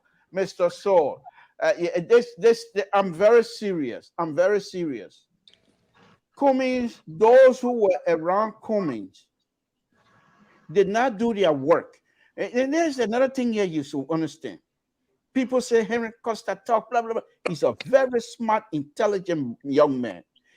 Costa recognized from the beginning that these people did not do their homework, and they decided to join into this marriage. And therefore, he was getting ready and got ready and cleaned their clock.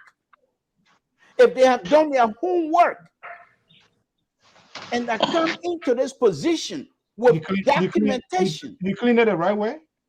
Of course, he did, according to him. No, because they refused. If they have done their work. I'm asking you. What's your question?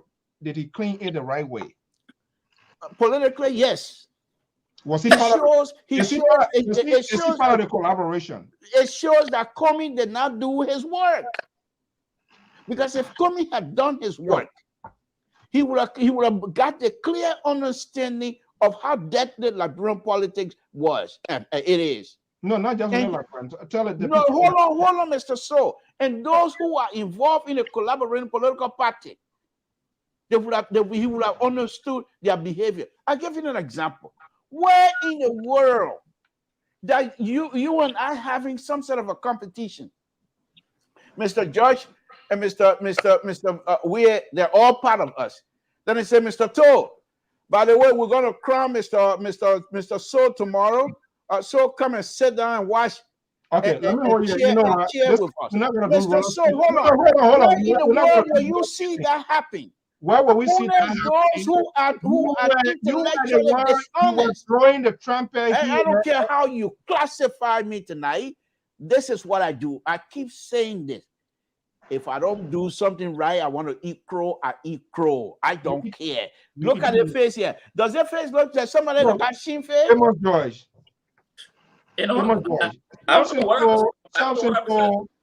Samson Toe is a complete embarrassment to this network. Complete disgrace. No, I won't go that far.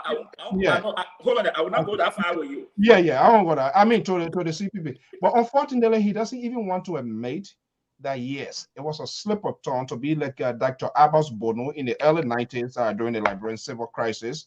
Yeah, he said, yeah, I wanted the president to be killed. When Reuben White asked him the next day, he said, oh, that was a slip of tongue. Politically, they always kind of try to get around. But the Liberal is not admitting the fact that it's disappointing. You have a reservoir of wisdom, supposedly, that we all claim to be. And he is the presider now. And we're seeing this destruction is taking place. How can this man lead the Republic of Liberia when he cannot manage, uphold, and conduct administrative functions of 4 political parties that are yet to even take state power? Can we trust these people and give them state power the way they're behaving? And he wants to tell us that whoever was smart part of it, you are part of a process. and you help, you facilitate the destructions of this party on conspiracy, on lies, on innuendos, on subliminal messages, on falsehood. And you want to come tell us here that it's smart? And here he is still the face of Joseph Boyka. I don't know why they all back off now. For what reason? Because they are saying it. The mere anarchy has loose upon the war, and the central could no longer hold. Liberians are so disappointed in these people. The Joseph Boyka, the Nyombli Kanga Lawrence, the Benana Ure, which of course is not something but Joseph Boyka, is a complete disappointment. I don't know why this old man still he wants to be the president when he does not have the guts to lead and take the bull by the horn. He is one of those that also, I don't know why Samson told did not call his name. They all led to the destructions of them. Why are you putting it on Helen Johnson Saliva alone? Helen Johnson, the vice president, is equipped, is also qualified under our constitution. In the event the president is incapacitated, the vice president takes charge. Am I lying yet, Mr. George? Oh, no, that's it. That's the constitution. What was the counsel provided by this wisdom? What did he agree and he did not agree with? The liberator is brushing that out. Go ahead. Mr. So before Mr. George come in, let me just make one more point, please, if you don't mind. And this is something that I want to say to all of the young people that are in the diaspora that tend to be supporting the opposition. Yes, it's good to support opposition, but I will advise those that have no career at this time to go to college and educate yourself, because you're going to be in the diaspora for a very long time. I am an engineer. I don't have to go to Liberia. I am working, making decent wages, and I'm going to be working for a very long. Look at this. Do you see any gray hair on my face? No, I'm still young. I'm going to work. Because these people have disappointed us so much. Now, this is what I told you the last time. We better get ready. We better get ready to go and crawl back to Dr. Weir. Get ready to go and crawl back to Dr. Weir and beg him to lead us. No. I give you enough time, please. Let me ask you, Mr. To, you can adjust for man behind you there? What? Okay, let's put his number here. We're gonna have take few calls here quickly. No, Mr. George. Let me say this. From day one, I said Benina Euro was going to break the organization down. And I didn't even know Mr. Weir had been part of that institution and what he just narrated. It's just what I said. That Benina Euro was going to break the CPP down. But today, I don't know if any of you watch Mo Ali today. No, I didn't grab that at all. He was on 50-50. He was saying they will leave. They want to leave. Yes. The party will leave. Yes. From what the commitment these people pay, like people your whole up. My goodness. Here's the funny thing. Mo Ali was the Secretary General of the United Party. Reference all he was making was to Mr. Ure flagging or something. That Mr. Ure saw something. But he did not admit that the United Party saw the same thing that Mr. Ure flagged up. So now, in other words, he's using Mr. Ure now to make the case that something went wrong. But can I state the position of the Unity Party? All he's saying, if you are in an institution and it's not working, the best thing to do is to go apart. So this is exactly what I talk about. That Joseph Boyka, with the 43-year plus under his belt, as the people gave him the credit that he's a diplomat. He's a diplomat. And under his watch, you see the disintegration of an organization. And this man cannot come out to speak, to address the public on this issue. So then what's the It point of bringing George Weah? Yes, it tells you that the thing I said. He's another George Weah. This man cannot come out to address the public, to even tell the public, look, to assure people, you know why? Yeah, there are difficult times, but we are working behind the scene. We'll get to the public. Joseph Walker is in the World Gizzard Mountain, drinking some palm wine. These people, Joseph Walker, the Yomini Kanga, and like they had destroyed again Liberia. The calculation they made was that, you know what? Comey had not lived in Liberia for the past 30 years or whatever years. So they got coming to the system, we're getting Calope. We're just pushing around, and at the end result, we're pushing the corner. They started with provocation. It didn't work. Then they came with alienation. It didn't work. Now, this man that they said that you come on is now working and all they cannot find a foot on the ground. If you talk about democracy, but I agree. You say you'll have a consensus, VPS, convention. I think Bouakai, as his supporter claim that he will clinch the nomination of the CPP, while Obe Bouakai and his supporter cannot push the ANC, the Liberty Party, and say, look, we have to go to a convention. Nobody will escape this. We have to go with the three process to the end. Let us go into it. But instead of what they're doing is to try now to leave the system that is Bouakai, not trying to leave the CCP. So it just tells me that Bouakai does not have the number on the side. Because if they have the number, definitely by now they have been gearing up for the three process. Party is currently in conversation with the new deed. Let me go. Let me just close on it in. And Mr. Toll said that Henry Costa, that's your son, so you don't want to call him up.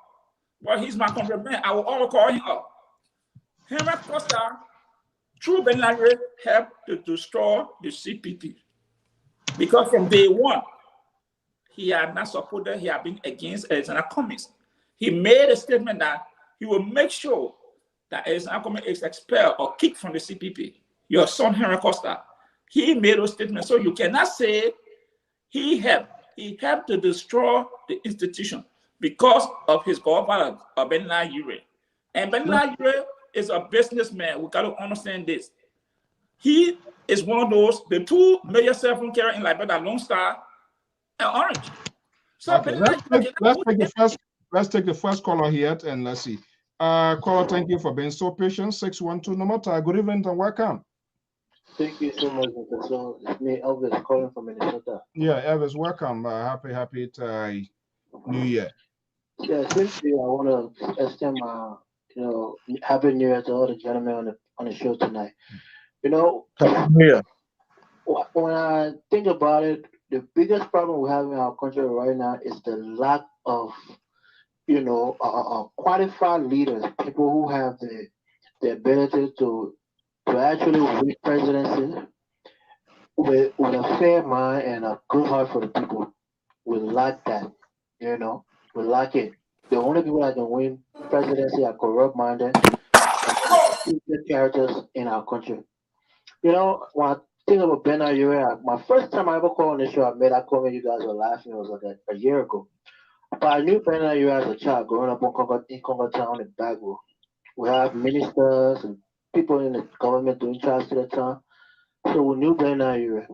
I knew him from a very young age. Ben Ayure's father, he was I guess some people want to hear talking, I don't mention this. Maybe it has escaped your minds. But the Freemason in our country, the Masons in Liberia before the time of Doe. Yeah. Yeah, just make it brief as possible so that we just had to sign up on it before even the president is picked. So Ben Ayure is a big Freemason in our country. Now I'm saying this not to bring up any kind of conspiracy theory, but the reality of what the Freemasons do, they have their little plans in every little section of our country. And they use that influence over them. Ben Ayure is a 33rd degree Freemason, the highest you can probably get immersion is. So he think that his power, that's how he got that whole document being fingered from the NEC because he had one of his little plan in the NEC to give him information. So Ben Ayure is a weak man. When I say weak, he know that he can't compete with Alexander Cummings financially. So he try to use his little Masonic hands, hidden hands to get information to try to arrest him to get him. Okay, all right, Mama. Okay, let me. I just want to say you guys gotta dig deeper into it because Ben Ayure is one of the men in that country that I feel he's too powerful and nobody can do anything without his thing. All right, thank you so much. All right. Okay, let me go to the next caller here, 612 number 3168. Good evening, caller. What's your name and where you calling from? Happy New Year. Happy New Year, Mr. So this is Terry calling from Minnesota. Terry. Yes. Sir. Yes. Look, who do we have on the docket now? Where is the alternative? If the CDC and George Weah is to exit, where is the alternative now? Well, Joe Butter, because for one fact is that looking at the crisis in the ANC and the crisis also, we see Unity Party emerging again, which of course we don't want. We see them emerging back into power. Because it's one of the things, Mr. Soda, I believe Mr. Cummings did that was now Mr. Cummings is doing that I believe we don't understand the dialectics of the politics in Liberia, is that he's not picking formidable people to work with him, people who the Liberian people want to see. In politics, you have to look for familiar faces. Like I said the other day, I was telling somebody that you have to have, see or play, you have to have a likes of Ronaldo, or if you have Ronaldo, you have to have a likes of Messi. All right. So the opposition, they have somebody on the side that is formidable, that helps to promote JMB, which is Henry Costa, is almost like the Ronaldo. So now what's Cummings needed to look for? You need to look for the Messi. All right, you need to look for somebody that is politically known, that the people understand. And you don't have that because you don't have those kind of people. He will struggle. He's going for money voter, then he's going for people that in the game of politics in Liberia, they have no value, no importance right now. You need somebody who will help you to push your propaganda, push your agenda. Like right now, you don't have the ability to fight against UA. How can you fight UA? Okay. You don't have nobody lashing at UA, nobody in the media talking, nobody. All the people he got behind him, they are all secret. So he needs Sean Hannity type or Bill Cornihan type. All right, my man. Thank you so much. Let me go to the next person here. Other people on the know here. Okay, I-414 number 7856. Good evening, caller. What's your name and where you calling from? Happy New Year. Happy New Year, Mr. Sodas, Riverside Pro. How you doing, man? The owner original pro. Look, pro, who you carrying now? This whole thing here now, things falling apart. I don't know. Well, I'm a George Weah fanatic, so I think this whole thing benefits CDC, benefits George Weah, and my second choice was Alexander Cummings, but with the procedure going on right now, I would stick to my George Weah now for now. So, I just want to be on the safe side. You better know your better know your devil than the angel you don't see, right? The angel are going to wear the crown. Exactly. Yes, people came for kids, but now they're confusing the whole idea of kids. Yeah, but Mr. So they are in my state of Wisconsin. Project is considered a Class A felony. Depending on the magnitude, if the document part is. Yeah. I don't know what the magnitude of that crime is in Liberia. And on Spoon TV, I heard like a lot of ANC people were downplaying it, like, oh, it's nothing, it's not a crime, Cummings will walk out.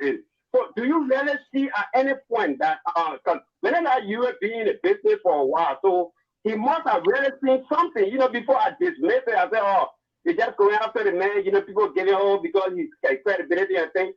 But I'm surprised about U.S. insisting on this thing. So, there could be something that he has seen. So do you really see this case dragging on, even to the Supreme Court?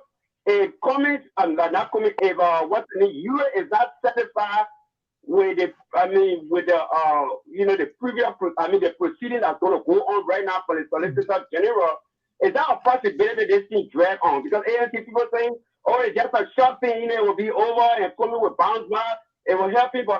How far do you see this going? That's my so that's a very good guess, Gain. I will respond to that. I will give my own opinions, but let me just go back to this here. And I think I know where you are going with this question here. They already got the guy. They are putting in the more, and they say, you know what, we're just going to make him drown, and nobody going to throw a life jacket to get him up here. But we will come to that a little bit. Thank you so much. Let me go to the next caller here. 614 number here is 7575. Good evening, caller. What's your name and where you calling from? Good evening, Mr. So, and happy New Year to every one of you. I'm calling from Dallas, North Carolina. Okay, same to you, buddy. Welcome. Good evening. Yeah, so you see the problem. One of the things that made Joshua president today is what we are seeing here today. Because from the beginning, people say, oh, Joshua is not educated. And then the old people start asking questions. But the educated people, what have they done to Liberia? Other than the war and looting and whatever. And today we have President Weah. It's the same thing. Put a bunch of so-called educated people together to not take it. A document, they cannot understand it. Today, they cannot understand to this. Now to not take it a document, and they are carrying one another to court. And Mr. Kumi, I continue to say, Mr. Kumi's decision making, it has problems. Like today, if you listen to an interview talking about anything, government, you see the man, then you're taking you to court. Then you say that Georgia will want to take you to court, or will take you to court, or we want to disorganize the CPT. And then you are not seeing the reality. Okay. You're not seeing the reality. You just say, all right. Thank you. I think it's something personal between you and ANC, and that's the Kumi. I think somebody said before, I think I can believe it now that so that while the fight is going on. All right. But thank you so much. This going to give Georgia another, second. All right. Thank you so much. Okay. Thank you. Okay, guys, let's keep it brief as possible. We will soon be wrapping up here. Let's go to the liberal state of Massachusetts, what our own contributor is sending by Mr. Jackson. Mr. Jackson. Yes, sir. Good evening and Happy New Year. Yes, Happy New Year to Lpr-Tv. Thank you very much, the liberal. So what I was really, I have to thank also to Marcus, for making some key points. Liberals said one point that sometimes people don't understand what he's saying. Oh boy. And we always liberals did not come in again tonight. My goodness. We always say, that Ellen Johnson didn't take boycott. Why he didn't and consider boycott? Because there's somebody who served you for 12 years, and then you cannot make that person, to recommend that person to the next level. There must be a questionable, things that people must take from, think about that person. Say he took over. He told us, that he was going to make sure that he stabilized the CCP. He has not uttered one word, and now the CCP is being dragged, into court. He was the one who brought in the jury, and from Marcus' point, where point, and that's how these people, they came into CCP, and it was funded. Are you telling me that boycott cannot come out as the error or as the premier in the room to say, look, I will take possession, and the CPP have been dragged into court? It's something that we need to think about boycott leadership to me. Okay. Also, there's a guy who also talked about why they're blaming the government. The issue what Comey is telling the government is whenever there's a criminal case, that criminal case must be able to at least have a significant level of crime that will make you to go and prosecute the person. Now this morning, the Solicitor General. So where did you come, to say you ask for a question to say, okay, what happened? And then they jump in the court. This is what for me is making that issue. I just wanted to clarify it. Okay. They see come as a threat to them. Okay, guys, let's do it as quick as possible. We want to get more views here. 612 number 1777 777 last 3 digits. Good evening. Yeah, good evening. This is Laksana calling from Minneapolis, Minnesota. Welcome to the show. Happy New Year. Go ahead. Yeah, the same to you and everybody. Mayor, yeah, I really been listening, and this advice go to Nigerian people. They have nothing to do with Hawkeye, neither the government. Let us respect the law. If you take this a joke, Mr. Kumi just said and put your hand between your legs. I told people this. Mr. Kumi was not to join this movement. Any movement you don't trust, don't join them. People you consider as criminal, don't go around them. If not, your cell will be one day called criminal. Maybe you always call yourself criminal. I agree. You don't have no bad record when it comes to electoral politics. But once you make Musa Blade them as your follower, so the hard water Mr. coming in now, it has nothing to do with Walker, neither the government. If you think he is exempted, let him go to the law and prove it. So quickly before I go to the he don't have the training or how do you call it? You don't have the training because you have to provide everything. So in context here, quickly before I go to the next person, Cummins show and the ANC, they should blame themselves. Is that what you're saying? I've been saying that also. They should blame themselves. Okay. You can't tell somebody is criminal, then you always work with the person. Well, they will see fair fight together. Okay. You should have not done that. Okay, thank you. It not have to do with Buckeye. As people saying, you will already left CPP. Okay, let me go to the. So All right. if you go and sue somebody, it should not be CPP concerned. It should only be between Ure and Mr. Alexander Comey. Okay, thank you so much. For the time. All right, quite interesting. Okay, tie 980 number 63339. These are the last three callers, and then now we're going to be going to the panelists to wrap up. Yeah, 980 number, are you there? 6339. Yes, Mr. So good evening. Good evening. So welcome. Happy New Year. Happy New Year to you guys. Quickly to the issue of the RIA situation that African Star the analysis about brilliant analysis, but I just wanted to ask a simple question. The RIA workers have been flagging this issue for a very long time. What I want to know is, did the African Star do any commentary on the issue of the workers' concern that they have been raising for over a year? That's my question. If they didn't do journalistic analysis about it, it means that all of us Liberians, we are more reactive than being proactive, because the issue of this salary or benefits from RIA is not a new thing. I don't support the workers, what they did at the airport, but we as Liberians, we need to try to be more proactive than reactive.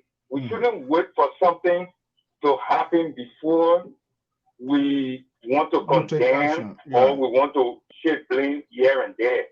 Okay. This problem has been in the system. Okay. So I don't think African Star was saying no in their analysis. Okay. That's my point for tonight. Thank you. Thank you so much, and well taken. We will speak to that. Mr. Davis. Yeah. Happy New Year. Welcome. Happy New Year to everyone right on the platform. I get two concerns. One is the RIA. If I was the RIA, I would do similar thing. Because you promise to pay the people, and the people get family. They didn't have Christmas, they didn't have New Year, they need to buy clothes. That's how you buy clothes for your children too.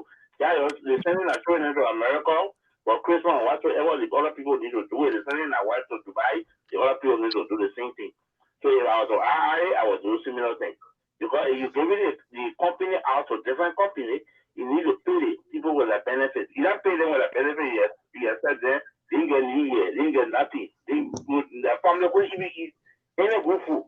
Then you people, if you cow me, you're going to buy a cow from Mali and bring it.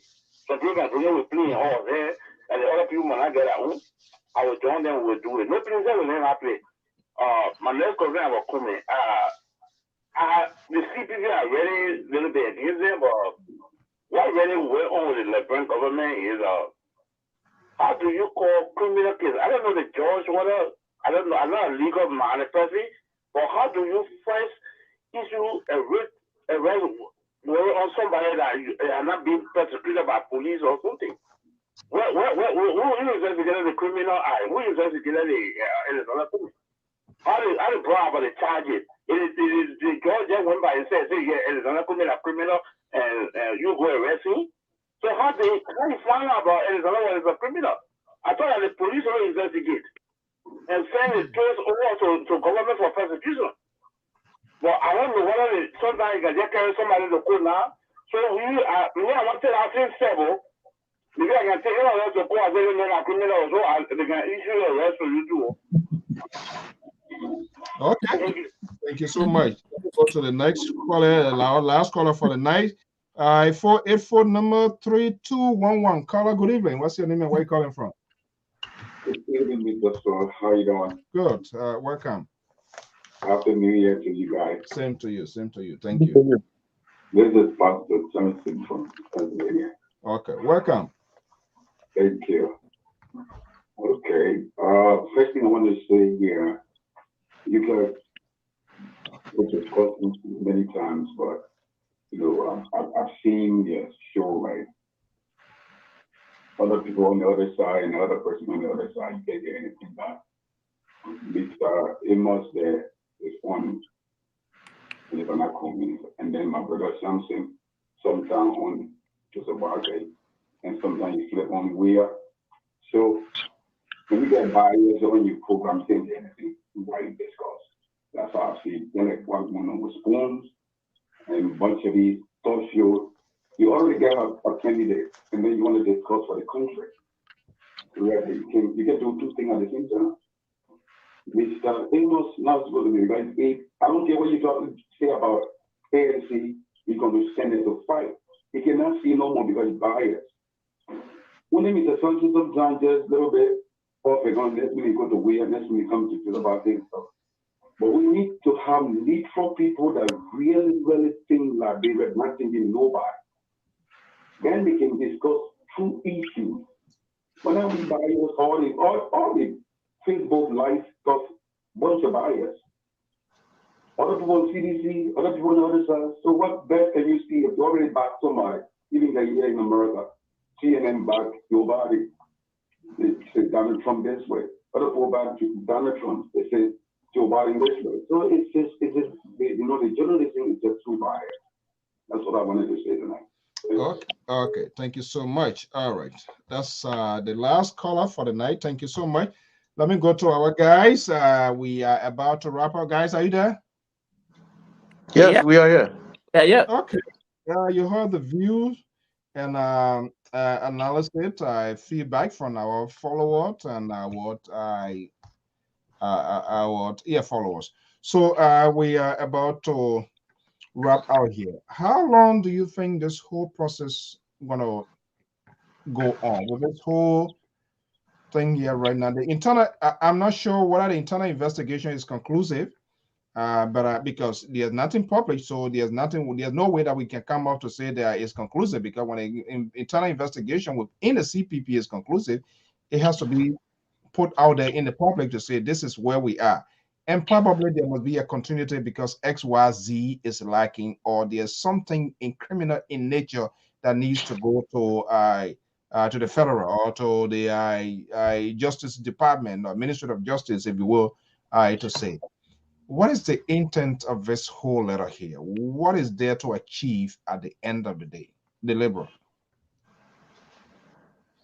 Yeah, Mr. So I think for me, this whole court proceeding or what have you just a sideshow as far as I'm concerned, because I really don't. Yes, I think it's a sideshow. I really don't see anything in here that will bring any kinds of ridicule to Honorable Cummings. In fact, I will also say that in fact, if they are not careful, sedition better not jump and start dancing, because what this court proceeding most likely might do was to garner some sort of sympathy for Mr. Cummings, because now people will understand that Mr. Cummings, what I've been saying all along, will say, oh my goodness, if this man truly had investigated these people, he most likely would not have joined them. So with that kinds of understanding and coming from the Liberian population, they might just turn around and start strongly supporting Mr. Comey. One other last thing I want to say on this here. Now that I think the CPP most likely is dead, yes, what I think might happen. And I also want to caution seditions who are thinking that they have this thing back. They better be careful, because now you're going to have 3 rays. And then at the end, now one person will be able to generate a 50 plus. And so you're going to have second round. Now, in the second round, what I do predict also is this. In the second round, I do not see any Cummings supporters, if he does not become the person to go second round. I do not see their supporter coming to Dr. Weir. So most likely, Dr. Baka and his people might see that opportunity, and Cummings most likely his people, they're not going to sit on the sideline. They most likely will say, okay, well, we're not in there anymore. We fought a hard fight. Let's hard fight. Let's go ahead and turn it over to Dr. Baka. I don't see anybody. And the same thing with Unity Party, especially Dr. Baka's wing. So if Dr. Baka does not succeed in the second round, most likely he will throw that.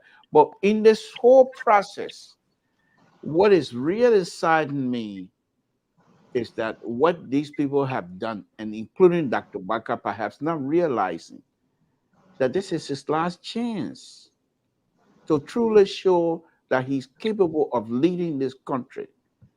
But because of some other reason, without being farsighted, I would say, without being farsighted and have people around you. Do you think the class is eating up? Do you think the class Mr. So, the liberal, when he's talking, you tend to want to it's eat sounding them. like you look downhearted this evening. This not Mr. So, yes, I am, and I should be, because we pin our hopes on these collaborating political parties.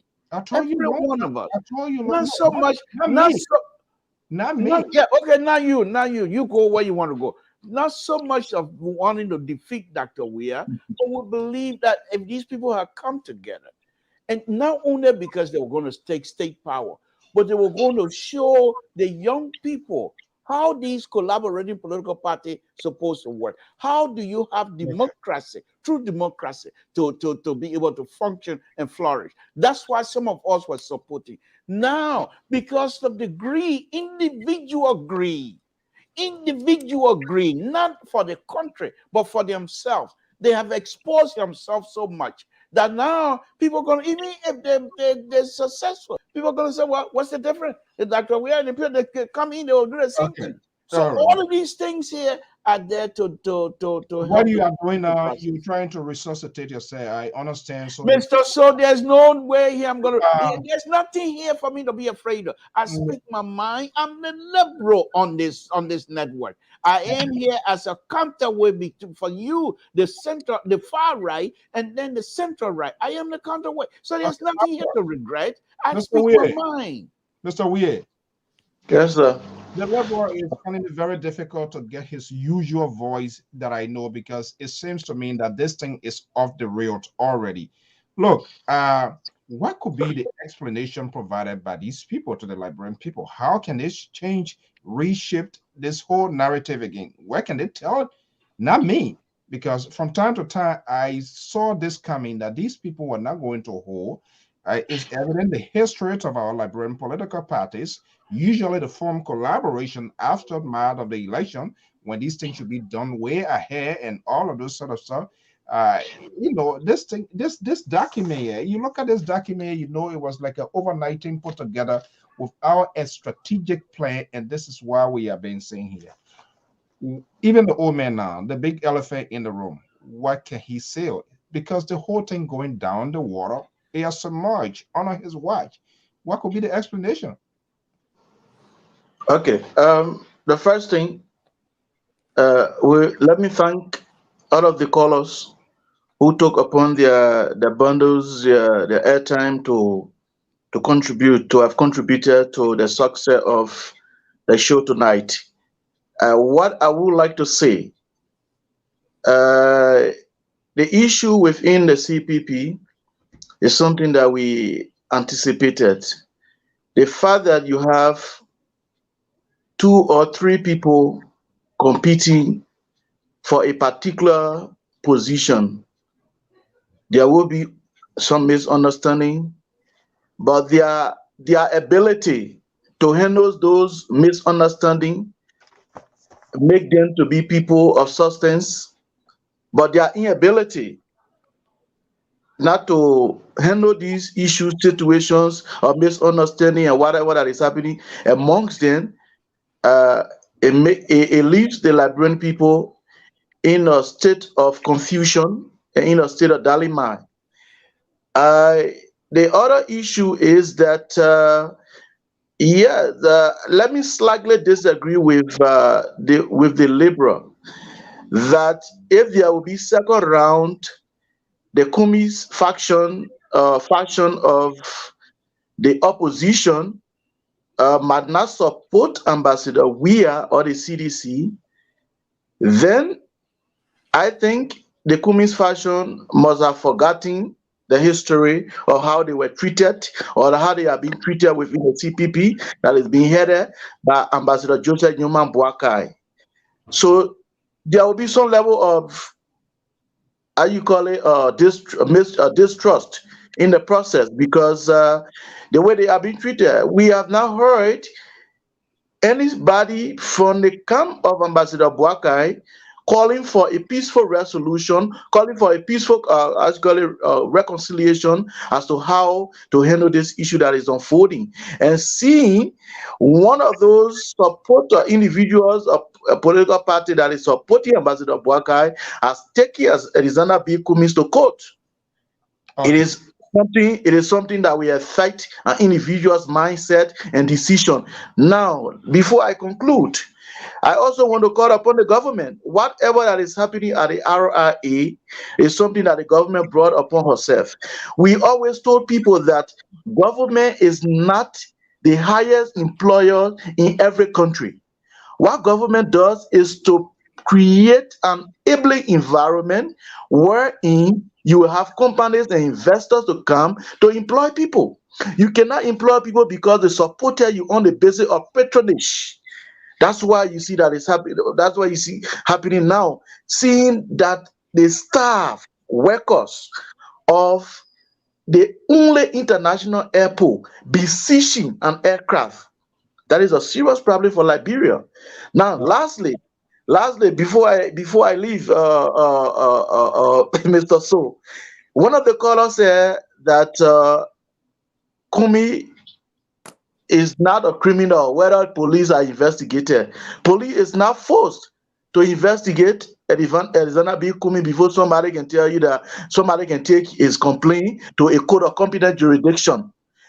Like what I'm looking at here, according to the criminal procedural law of Liberia, Alexander B. Kumi is a defendant in this case. And under the criminal procedural law, section 2.1, it says that a defendant is a defendant in a criminal action is presumed to be innocent until the contrary is proved. So he's not convicted. Okay. The act of forgery, he's being accused of the act of forgery and criminal conspiracy. That's what.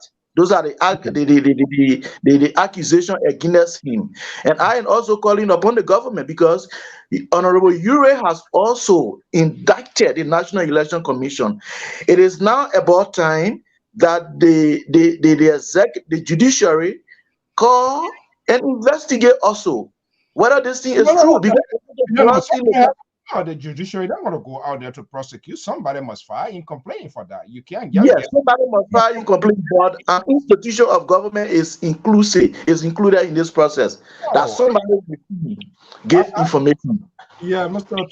I think I okay, let's come to Pat Joyce here in the last 3 minutes, 2-3 minutes here before I go here to do a quick here.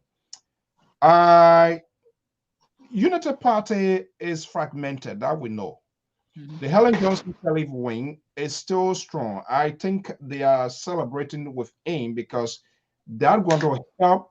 I'm quite sure the Helen Johnson Sirleaf wing of the Unity Party will definitely solidify a good chunk of them with Cummings and other group with the CDC. Helen Johnson Sirleaf, as usual, will want to find a political ground. We know how this whole thing came about. Joseph Boyka refused to kind of do business with Helen Johnson Sirleaf. Helen Johnson Sirleaf and Dr. Weah had a visit in your own Bon County backyard, and there was some good political conversation took place. Only very few people know of that. And that's how it came. And then after the election, we saw some big names were asked to stay on. All of these are big political bargaining that takes place behind the black curtain, and cameras are off, and those deals are sealed up. But let me just ask this question here. I'm waiting to see the actions of the National Election Commission, even though they have their own trouble hanging over their head, because mind you, these parties are put together, they are being licensed, they are being granted permit as one group collaboration. So I'm wondering, I'm curious to know what are these people that the NEC going to revoke their status and say, hey, you know what? You're not compatible. You can't be together. You go by your side. You go by everybody find your way to go. And then what you want to do, you find your way. You go. It's not possible. Yeah, revoke their status, and then they're going to start at square one because they are honored the bayonet of collaboration. That is still there within the NEC.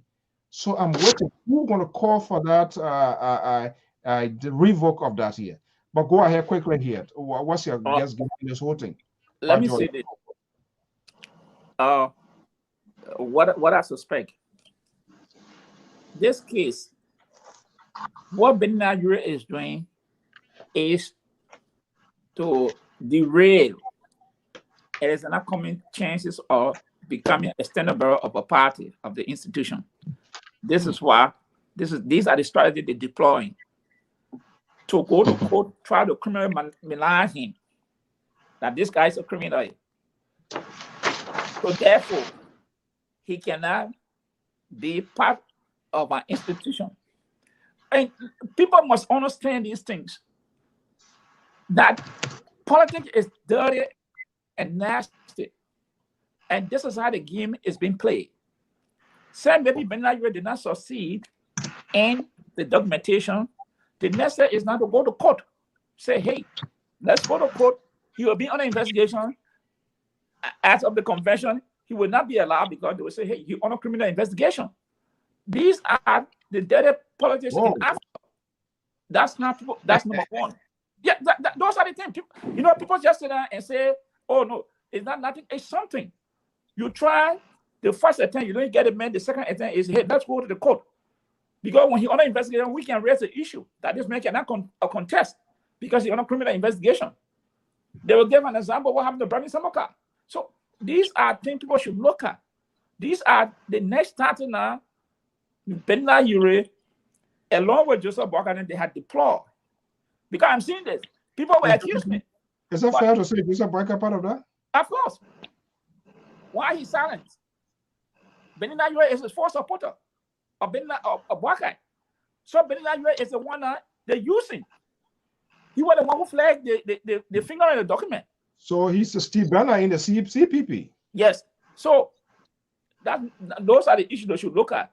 Secondly, the issue of the RIA thing here is the thing someone had repeated before. I was surprised when the Minister of State was Arafi. Don't even know that the RIA, they have subcontracted a company. He was saying, where's the company? Like he don't know. Can you imagine? The state-owned enterprise has been outsourcing to a company, and the Minister of State for Presidential Affairs don't have an idea. That speaks volume about how things been run in Liberia. This is not some private entity that you can give it. This is the government-owned entity. It's been subcontracted to a company. The minister said don't have no idea, no clue. What is this company? What is the arrangement? Right. Don't have it.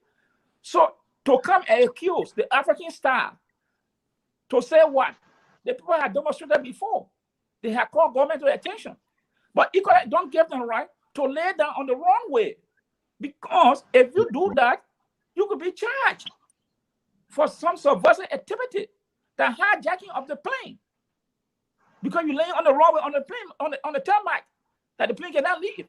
That indirect hijacking of the plane, that doesn't give you the right. So let us put it where it belongs. You don't blame it. Why you want to blame African Star? African Star have flags variety of issues. So it can be. In fact, you found out that that editorial was correctly proportionate. They cautioned the government to do that as well. So anyway, but we have to allow. But you know, yeah. Let me just end the election commission. But I know maybe one of the chairman, the $280 million scandal that the embattled chairman wrote about. Now you talk about corruption. The embattled chairman accusing the co-chair Samson of putting $280 million into the commission budget without the knowledge. Justification given for him to buy equipment that would track the moving of election materials. I just want to make that note there. So the bottom line is the whole thing you see, this quoting is the way to slow Alexander Cummings down. Only those who are political junkies will understand the rationale. Yeah, and that's a very critical point, because when you are on a criminal investigation, everything, your liberty, more or less, comes to political issue, it ceases, because you got to get that current there. We don't know that's going to be the case. We don't know exactly how it's going to end. We don't know how the ANC is going to fight this one. Yeah, perhaps they're going to take it to the higher court of the land. But gentlemen, time has come with us here this evening. I want to thank you so much, as usual, for your time, for your expertise, analysis on issues confronting our country, and to our many viewers and callers. Thank you for your contribution, to your tweets, your comments. And whatever said on this network does not in any way reflect the views of the management and staff of the Liberia Public Radio, but we do facilitate this hardcore conversation. The Liberal in Sacramento, want to thank you so much for your time, your expertise as usual. The Liberal will always be here. Without the Liberal, this program too is not equilibrium. And of course, from the far right in Atlanta, Georgia, Amos George, and our man from Kenya, Nairobi, Mr. Wee. Somebody was texting me and said, thank God Mr. Brecker was not a vice president. Other than that, he would have overturned the vote right here on January 6th. That's crazy. I don't know who the heck is doing that here. Thank God he was not a vice president. He's not Mike Pence. Other than that, he was adhere to Donald Trump and overturn the vote. Gentlemen, thank you so much. And by God's willing, please keep safe. The Omicron and the virus still around. And by God's willing, we're going to be back here with more edition. Thank you so much. You never change. You never change. Hallelujah to my Jesus. Hallelujah. Hallelujah. Hallelujah. Hey, hey. Hallelujah. Hey. Giving. Hallelujah. Hey. God is praise. Hallelujah. Giving the highest praise. Hallelujah. Giving the highest praise. Folks, we want to thank you so much for your time, for your company, to your tweets, your comments, and those that call. I thank you so much. This is all about Liberians. Let's keep our country in prayer. These politicians, it's just all about themselves, to be honest. So sometimes we just do this, and it's hard until we can get the honest, authentic, which is very hard, because everyone that comes in, they profess to be the good one. They will come up and say whatever they say. But once they get on Capitol Hill or get up the hill, that becomes a different thing. It's all politics. I've never seen a country where the opposition and even the government, they cannot have a conversation as to how to push the agenda to have a consensus building process for the good of the country. It's all about propaganda, name calling, stacking, and all of that. It can't help the country. It can't help the country.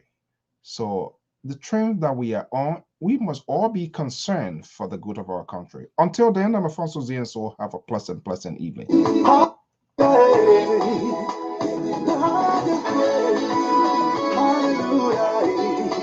Giving the highest praise.